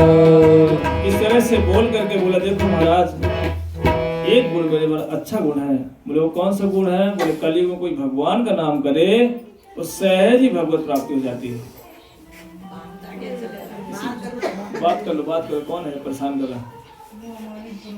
तो इस तरह से इतना बोले महाराज सब तो 4 तो अवगुण है और आपने 4 स्थान कैसे दिए? बोले 4 स्थान कलियुग वाले दे दिए हैं। इसलिए एक गुण है मेरे अंदर क्या? कलियुग केवल नाम धारा। बोले हरेर नाम एव केवलम कलो नास्त्यैव गतिरन्यथः। बोले कलियुग में तो कोई भगवान का नाम करे नाम करने मात्र से ही वो क्या होगा, मुक्त संगा परम व्रजेत, बोले मुक्त हो जाता है। क्योंकि कलयुग में कोई कहने नहीं मैं ध्यान करूंगी, बोले भाई ध्यान का समय नहीं रहा। अब तृतीय अध्याय तो विष्णु त्रेतायाम यजितो मखई द्वापरे परिचर्यायाम कलो तदहरि कीर्तनाद। बोले सतयुग में ध्यान होता था। अब ध्यान शिविर जो चल रहे हैं ना, लोग जाते हैं ध्यान शिविर में। अब आप बताओ कौन कौन से ध्यान शिविर में गए? आप लोग गए? कोई नहीं गया यहाँ से। जो व्यक्ति ध्यान शिविर में जाता है उससे पूछना कि ध्यान जब करते हो तो किसका ध्यान करते हो? जब ध्यान शिविर में जाओगे, आंख बंद करोगे तो पहले अपने पुत्र दिखेंगे, पड़ोसी दिखेंगे, सबसे पहले कौन दिखाई पड़ेगा? बोला हमारा शत्रु कौन है, वही दिखाई पड़ता है। ध्यान में भगवान नहीं आ सकते, क्योंकि हम जिसका दर्शन करेंगे वही चीज हमें दिखाई पड़ेगा। इसीलिए कलयुग में ध्यान नहीं कर सकते। फिर उस समय वह आयु लंबी होती थी, कई हजारों साल तक की आयु होती थी, उसमें लोग ध्यान करते थे। लेकिन कलयुग में आयु कितनी है? 100 भी नहीं रही, तो 50-60 में ही व्यक्ति बिस्तर में आ जाता है। गिनती करने लगता है, बोले भैया मैं कम मरूंगी। बोले भगवान लग रहा है कि भगवान घर में मेरे लिए जगह नहीं है, हाउस फुल हो गया लग रहा है पूरा है। इसीलिए बोले त्रेता युग, इसके बाद है सतयुग के बाद कौन सा युग आता है? त्रेता युग आता है। बोले त्रेता युग में भगवान कैसे मिलते थे? यज्ञ के माध्यम से। जब राम जी को लेने के लिए क्यों आए थे? क्योंकि ऋषि लोग यज्ञ नहीं कर पाते थे। असुर क्या करते थे? सामग्री को उठा के भाग जाते, खा लेते, स्वाहा कर ही नहीं पाते। इसलिए राम और लक्ष्मण जाकर के उन असुरों को वध किया। यज्ञ संकीर्तन अर्थात यज्ञ के माध्यम से भगवत प्राप्ति होती थी। त्रेता के बाद कौन सा युग आता है? द्वापर में कैसे भगवत प्राप्ति हुई? बोले अर्चन मार्ग से हुई। अब अर्चन के लिए क्या चाहिए? शुद्धिकरण चाहिए, शरीर की शुद्धिकरण, आत्मा की शुद्धिकरण। और वो किसी को ये नहीं पता कि आत्मा क्या होती है और शरीर क्या होता है। वो सोचता मैंने नहा लिया, मैं शुद्ध हो गई, यही समझती। बस नहा कर कोई शुद्ध नहीं होता। शुद्धिकरण के मंत्र होते हैं, शुद्ध करना पड़ता है अपने आप को। शरीर को शुद्धकरण, पहले कपड़े को शुद्धकरण, शरीर को शुद्धकरण, आत्मा को शुद्धिकरण, तब जाकर कहीं अर्चन कर सकते हो। सामग्री शुद्धिकरण तब जाके होता है। ना तो सामग्री शुद्ध है यज्ञ करने के लिए, ना पंडित जी शुद्ध है। पंडित जी के मुंह में गुटखा है और मंत्र बोलते हैं पंडित जी बैठ करके। धन्य तमाकू सुल्फा गांजा सूखा खूब उड़ायो रे, गुरु चरणामृत ने मन धारा मधुआ चाखनायो रे। डर लागे और हंसी आवे अजब जमाना आयो रे। कहने में डर लगता है। पंडित जी हैं, मुंह में गुटखा भरा हुआ है, जो मंत्र बोले जा रहे हैं, और लोग भी कह रहे हैं पंडित जी बड़े विद्वान हैं। कहते महाराज बड़े विद्वान ब्राह्मण है। तो क्या विद्वान है?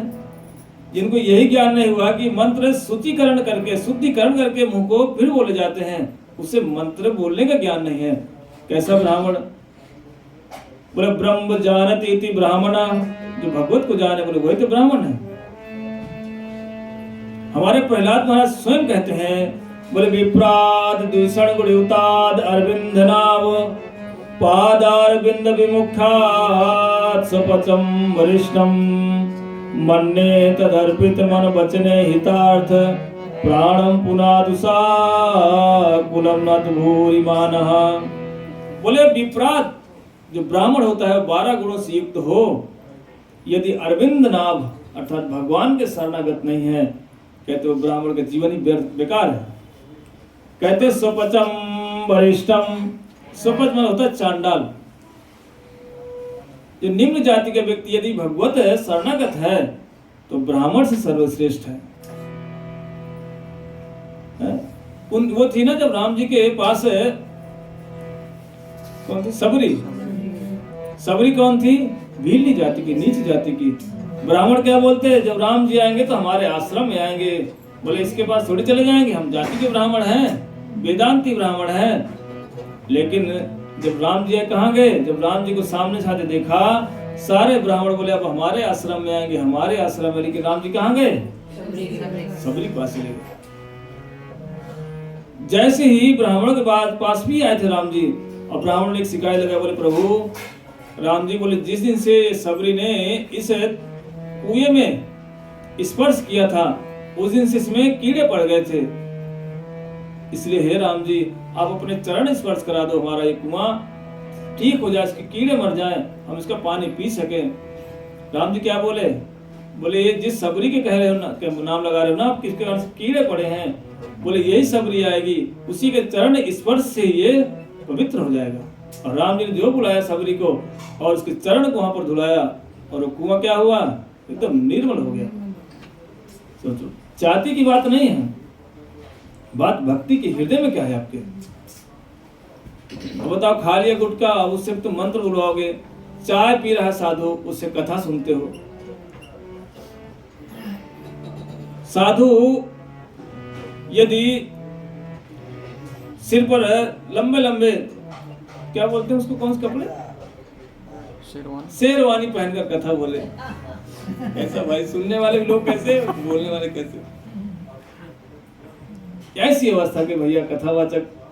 एक बार हम मथुरा के थे, पंडित जी हमें कथा सुना रहे थे, तो हम बैठे थे साथ में, बड़े अच्छे ब्राह्मण हैं, चतुर्वेदी हैं। तो बोले महाराज एक बार की बात, हमको कहीं पूजा के लिए किसी घर में बुलाया गया शहर में, बोले वहीं एक कथावाचक भी पहुंचे हुए थे। बोले जब वो गए तो हम दोनों एक ही रूम में रुक गए, क्योंकि जगह कम थी, हमको एक रूम में ठहरा दिया। बोले जब हम ठहर गए तो मैं तो बोले पूजा पाठ करने के लिए गया था वहाँ। तो बोले जब वो जो कथावाचक थे तो मैं बोला चलो महाराज चलते हैं साथ में, बोले नहीं आप चलो मैं आता हूँ। बोले कथावाचक तो बाद में, मैं पहले चला गया। जब वहाँ गया पूजा पाठ कराया, महाराज आए कथावाचक, बोले मैं तो उन्हें पहचान नहीं पाया कि यही जो मेरे साथ रुके हुए हैं। पर जो मुंह में डेंट पेंट मारा, बाल लंबे लंबे, जो उसने शाइनिंग मारी, पहले महाराज मेरे देख के आश्चर्य रहा कि ये वही है मेरे साथ, बोले कोई दूसरा आदमी है। कह रहे उनकी चेयर लगी थी, व्यासासन था हमारे बगल में, हम भी बैठ गए ऐसे जाकर के। तो कह रहे कि व्यास महाराज बोले कि पंडित जी कैसा लग रहा हूँ। तो कह रहा महाराज ने बोला कि अब तो अद्भुत बात, कुछ कह नहीं सकते।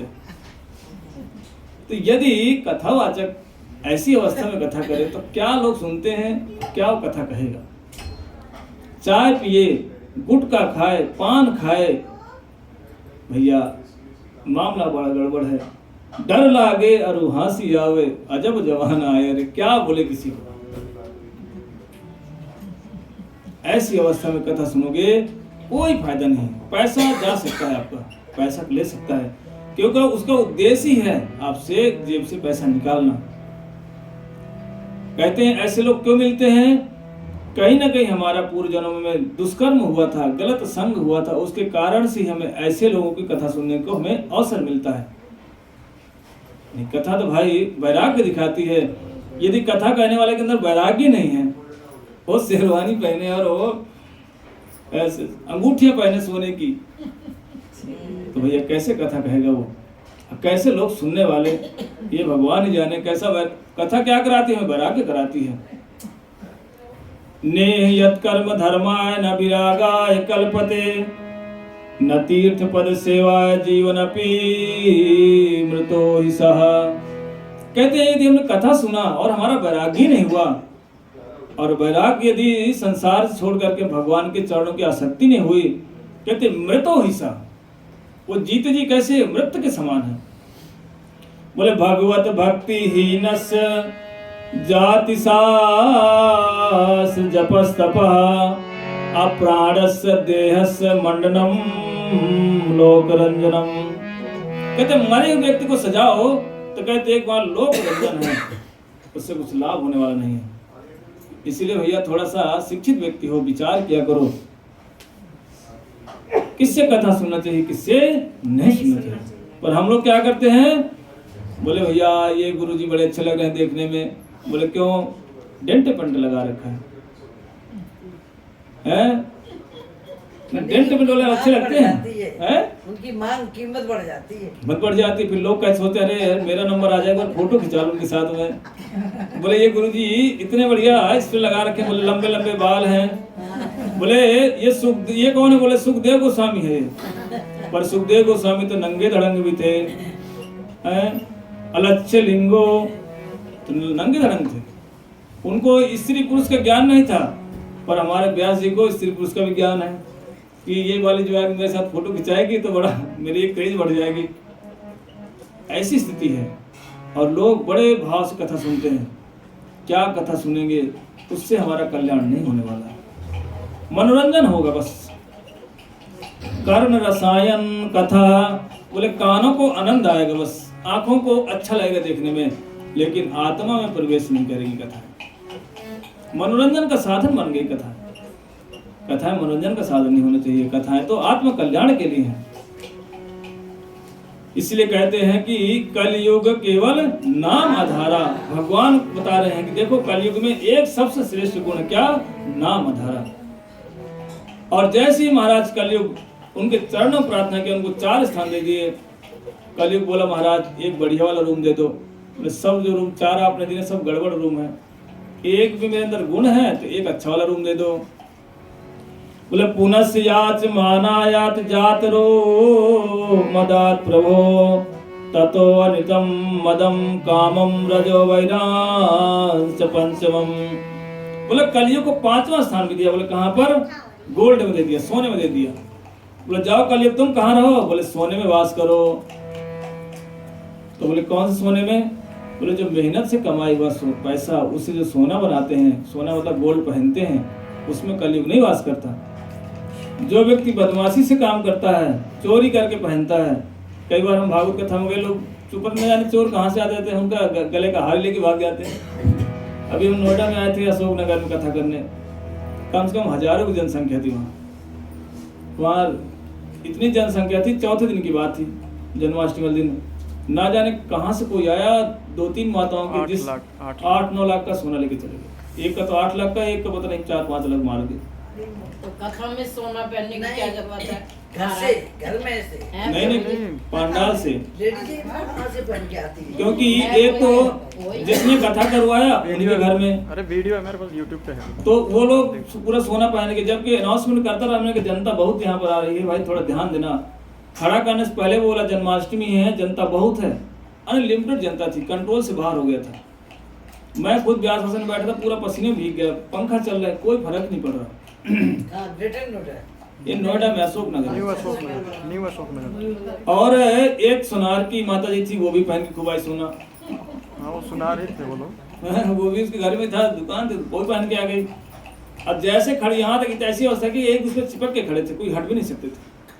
अब नाचने में जैसे मस्त हुई है, लेकिन चोर का दिमाग कब वो यहाँ से चैन उतारा, कब क्या काम किया, सारा लेके चला गया। जब चले गए तब बोले हमारा चला गया। वो भी लेडी थी जो चोरी की, लेडीज थी, जो चोरी की थी वो भी लेडी। इसीलिए ऐसे सोने जो पहनते हैं उसमें कलयुग वास करता है। इसीलिए कहते हैं जो मेहनत से कमाया हुआ पैसा है, उससे जो बनाया हुआ सोना कभी उसमें कलयुग वास नहीं करता है। अब समय अनुसार एक दिन महाराज परीक्षित घूमते घूमते उनकी इच्छा हुई कि चलो मैं शिकार खेलने जाता हूँ। शिकार खेलने के लिए जैसे गए वन में खेलते खेलते उनको प्यास लगी, और जैसे प्यास लगी उनको एक ऋषि का आश्रम दिखाई पड़ा। उस ऋषि के आश्रम में गए और आवाज लगाने लगे, बोले हमको पानी पिला दो। लेकिन ऋषि भगवान के ध्यान में बैठे हुए थे। कौन थे ऋषि? समीक ऋषि थे। क्या नाम था? समीक ऋषि। उन्हीं के पुत्र का नाम था श्रृंगी ऋषि, जिसने उनको श्राप दिया था। श्रृंगी ऋषि, एक श्रृंगी और हुए, वो विभांड ऋषि के पुत्र है, जो राम जी के, दशरथ जी के राज्य में जाकर यज्ञ किया, जिससे चारू हुआ और जाकर के राम जी का आगमन हुआ था। वहां पर श्रृंगी ऋषि ने किया था, वशिष्ठ ऋषि के आदेश में। लेकिन हाँ, लेकिन वो कौन थे? विभांड ऋषि के पुत्र थे श्रृंगी। हाँ, विभांड ऋषि, ये समीक ऋषि के पुत्र श्रृंगी हैं। जैसे ही वो क्या किए, राजा ने, महाराज परीक्षित ने सोचा ये तो ध्यान लगा के बैठा हुआ है, इसका होश नहीं मेरे प्रति। उन्होंने क्या किया, एक मरा हुआ सर्प उठाया और गले में डाल दिया, और जैसे डाला राजा तो अपना बैठ करके अपने राज्य की तरफ चल दिए। इधर किसी ने जाके बोल दिया, बोला हे श्रृंग ऋषि, आपके पिता के गले में एक राजा है, हमारा वो सर्प डाल के चला गया। और जैसे ही इस बात को सुना श्रृंग ऋषि ने इतना गुस्से में आ गया, इति लंघयति मर्यादा तक्षक सप्तमे अनहि इसमें कुलांगारम नाचोदितम तद्रुहम। बोले जा मैं श्राप देता हूँ, यही तक्षक इसको सप्तम दिन दंशन करेगा और ये मर जाएगा। और जैसे श्राप दिया और आकर के अपने पिता के पास बैठ कर रोना शुरू कर दिया। पिता ने जैसे रोते पुत्र को सुना, उनकी तो आंखें खुल गई और आंखें खोल के देखा, सर्प को निकाल के दूर फेंक दिया। बोले बेटा रो क्यों रहे हो?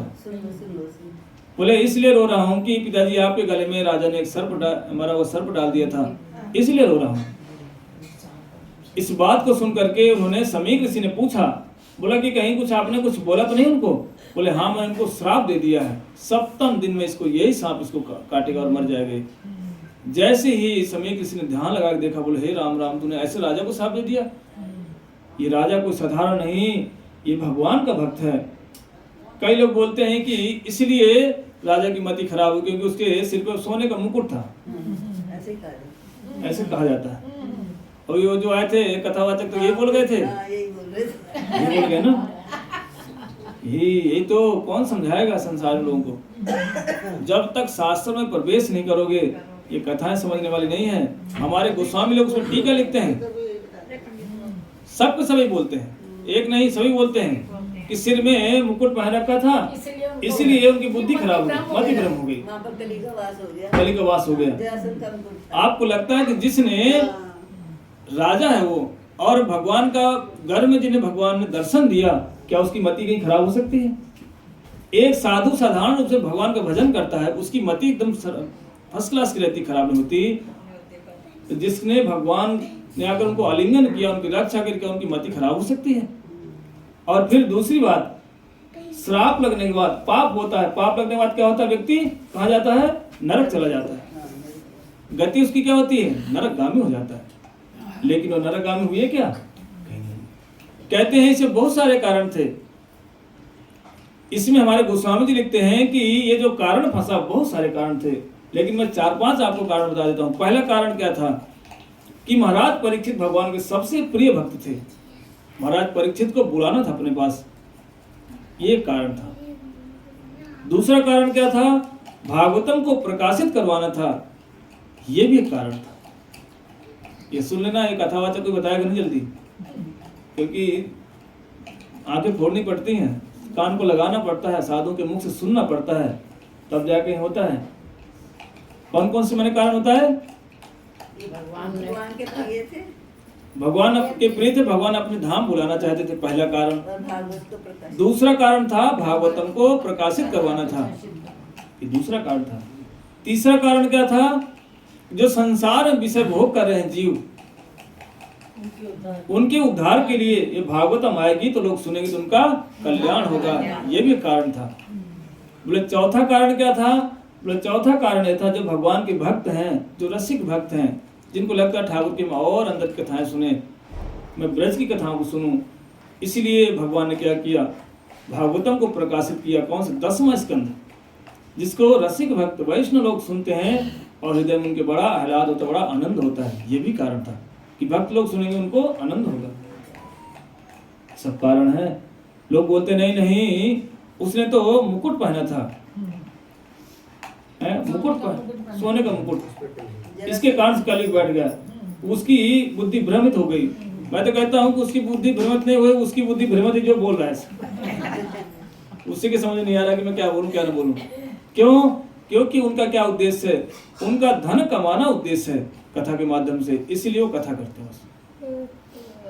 अपने ही रोजी रोटी चलानी है, बच्चों का पेट भरना है, इसलिए वो ऐसा बोलते हैं।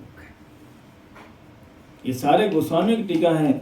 यहाँ पर जाने के लिए, सुनने के लिए समय देना पड़ता है, साधु के पास बैठना पड़ता है, तब साधु कृपा करके इस बात को बोलते हैं। और हमारे जो गोस्वामियों ने लिखा, सनातन गोस्वामी, रूप गोस्वामी, इन लोगों ने जो लिखा, जिनके कारण से वृंदावन प्रकाशित हुआ, इनके वाक्य हैं, इनके लिखी हुई बातें हैं। ये सब कुछ कहाँ पर लिखा? बांग्ला में लिखा हुआ है, हिंदी में नहीं है। इसीलिए यही कारण था कि वो क्या किए, ये एक लीला हुई पूरी। और जैसे महाराज परीक्षित अपने राजपाट में पहुंचे, इधर समीक ऋषि ने इतना डांटा अपने पुत्र को, बोला पुत्र तूने इतना गलत काम किया है। बोला यहाँ तक कि अब राजा को श्राप लगा है, राजा यदि मर जाएगा ना तो जनता कैसे हो जाएगी? उत्श्रृंखल हो जाएगी। और उच्छृंखल जनता में यदि कुछ गड़बड़ी हुई और राज्य में व्यभिचार फैला, बोला बेटा उसका भागीदार तुझे बनना पड़ेगा। कौन बोल रहा है? वही ऋषि देखो बोले अपने पुत्र को। यदि राजा गलत होता था ऋषि ऐसे बोलते? कभी नहीं बोलते, अपने पुत्र को कभी नहीं बोलते। ये कहते पुत्र तूने ठीक किया, ये कहते ना संसार में लोग। लेकिन वो क्या बोले कि बेटा तूने जो काम किया, जो तूने श्राप दिया है ना, अब वो राजा मर जाएगा, राज्य में कोई राजा रहेगा नहीं, शासन कोई करेगा नहीं, जनता उच्छृंखल हो जाएगी, व्यभिचार होगा, व्यभिचार में जितना सारा पाप हो तुझे झेलना पड़ेगा। और तेरे पाप को झेलने के कारण से मैं तेरा बाप हूं, मुझे भी तो पाप को झेलना ही पड़ेगा। क्योंकि राजा की गलती प्रजा की गलती राजा को झेलना पड़ता है। जैसे पुत्र यदि किसी को मार के आ जाए और जिसको मारा हो जाकर पुलिस केस कर दे, तो पुत्र तो फंसता माता पिता भी फंस जाते साथ में। बोले बेटा तेरे कारण से मुझे ही भोगना पड़ जाएगा, तूने इतना घृणित काम कर दिया, तू ब्राह्मण होकर तेरे अंदर सहन शक्ति नहीं रही, इतना फटकार अपने पुत्र को। सोचो यही कथाएं यदि गुरु परंपरा, जो हमारे प्रभु जी बोले थे, गुरु परंपरा के माध्यम से सुनोगे, जो हमारी परंपरा है, ब्रह्मा जी से नारद जी, नारद से व्यास, व्यास से होते होते होते गोस्वामी वर्ग, गोस्वामी से हमारे भक्त सिद्धांत प्रभुपाद, प्रभुपाद से होते होते हमारे गुरु वर्ग, जो महाराज जी ऊपर बैठे फोटो में, इनके गुरु जी, ये शिष्य इनके हैं, इनके शिष्य हम लोग हैं। इसे कहते हैं आमनाय धारा, इसे कहते हैं वैष्णव परंपरा या गुरु परंपरा। इससे परंपरा से यदि कथा सुनोगे कभी नुकसान नहीं होगा, क्योंकि हमारी इतनी हिम्मत नहीं कि हम अपनी मर्जी से कुछ बोल जाएं। आमनाय मतलब वेदवाणी, परंपरा, आमनाय प्रातत्तम, ये मतलब वेदवाणी, ये कहेंगे परंपरा, गुरु परंपरा आमनाय बोलते हैं।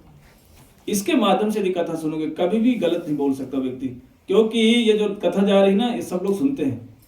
यदि हम गलत बोल देंगे ना तो ये हमारे पास भी जाएंगे मंदिर में कि प्रभु जी तुलसी में तो ऐसा बोले थे कथा में, क्या सही है? तो वहाँ हजारों बातें सुनने को मिलेंगी। लेकिन बाहर के व्यक्ति, उसके कोई नहीं, माता पिता है सिर्फ, और कुछ भी बोल देगा उल्टा सीधा, और लोग उसको स्वीकार कर लेंगे। क्यों? क्योंकि उसके ऊपर कोई बैठा नहीं उसको जो बोले कि भैया तूने कहाँ से बोला ये। और हमारे ऊपर हजारों हजार साधु बैठे हैं, सभी लोग टोकेंगे भाई कहाँ से बोला तुमने, क्या प्रमाण है, क्या कहाँ से बोला। इसीलिए हमें शास्त्र से बाहर हम एक पग भी नहीं जा सकते। इसलिए ऐसी कथाओं को सुनने से कभी भी अकल्याण नहीं होता, कल्याण ही होता है।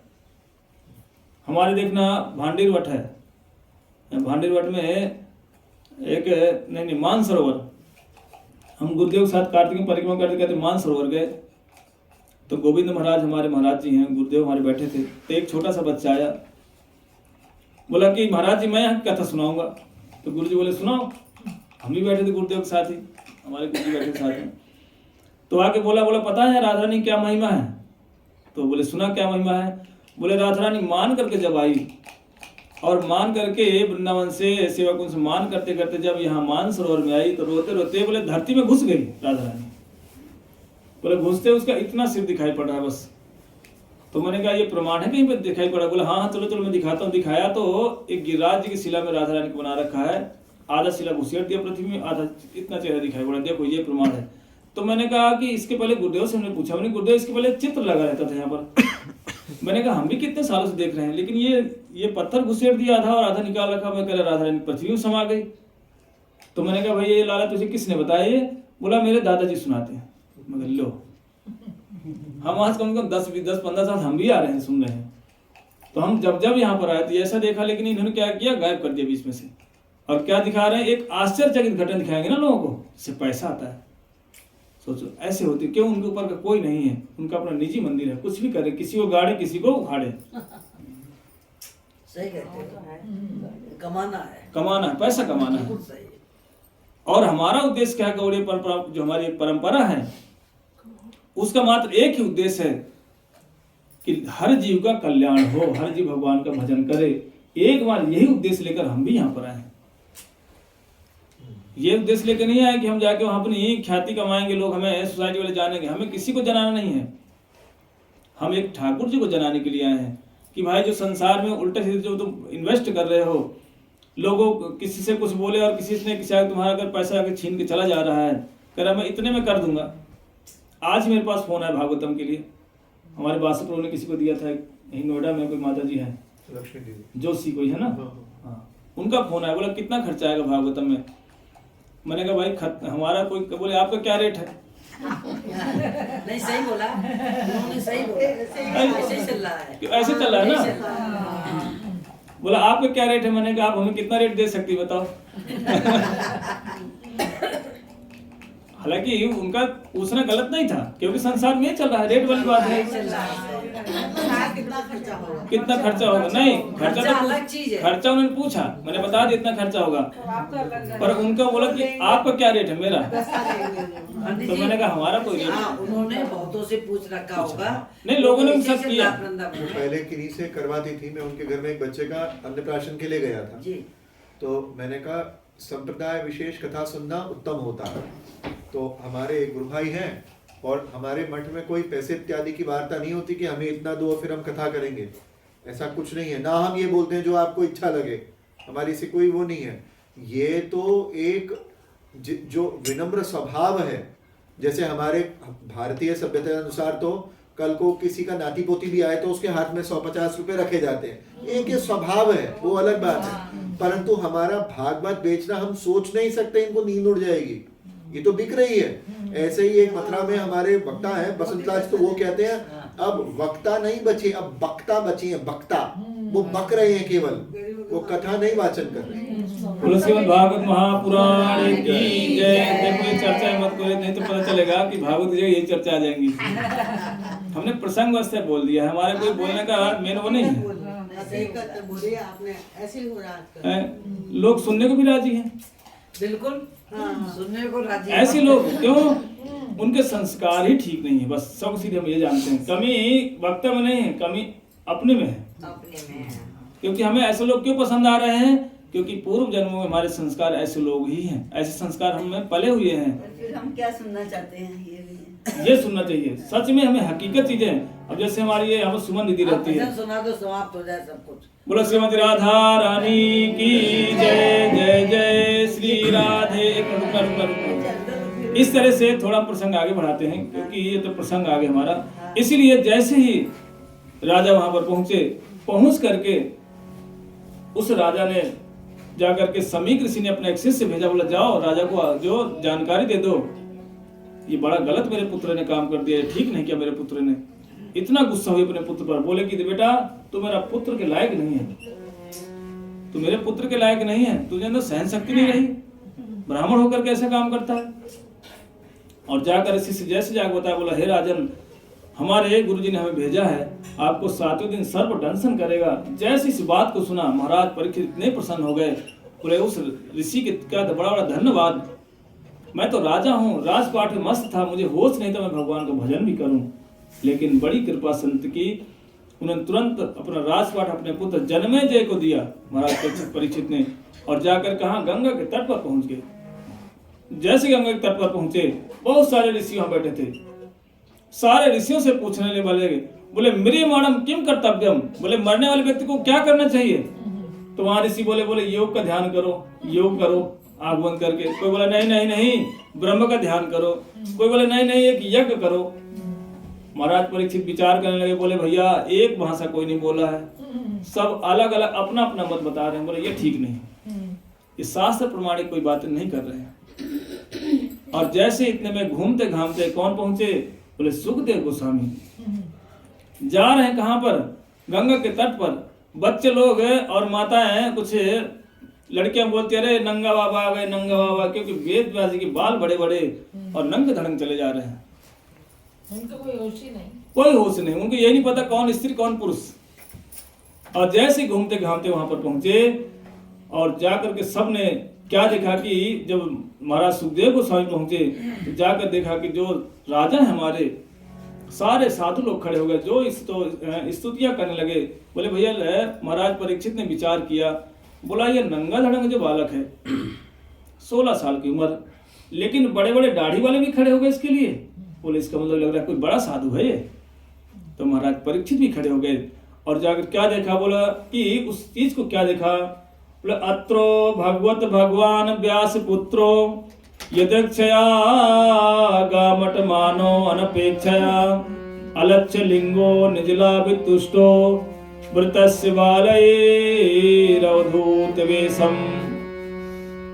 कहते जिनको होश ही नहीं है, ऐसे व्यासदेव जी जिनको यही नहीं होश है, अलक्ष्य लिंगो, कौन लिंग मतलब होता है जड़, कौन स्त्री कौन पुरुष यही होश नहीं है, ऐसे व्यासदेव महाराज जैसे आकर के प्रकट हुए, जो उनकी स्तुति स्तुतियां करने लगे। बोलो सुखदेव गोस्वामी की जय। अब सुनाओ।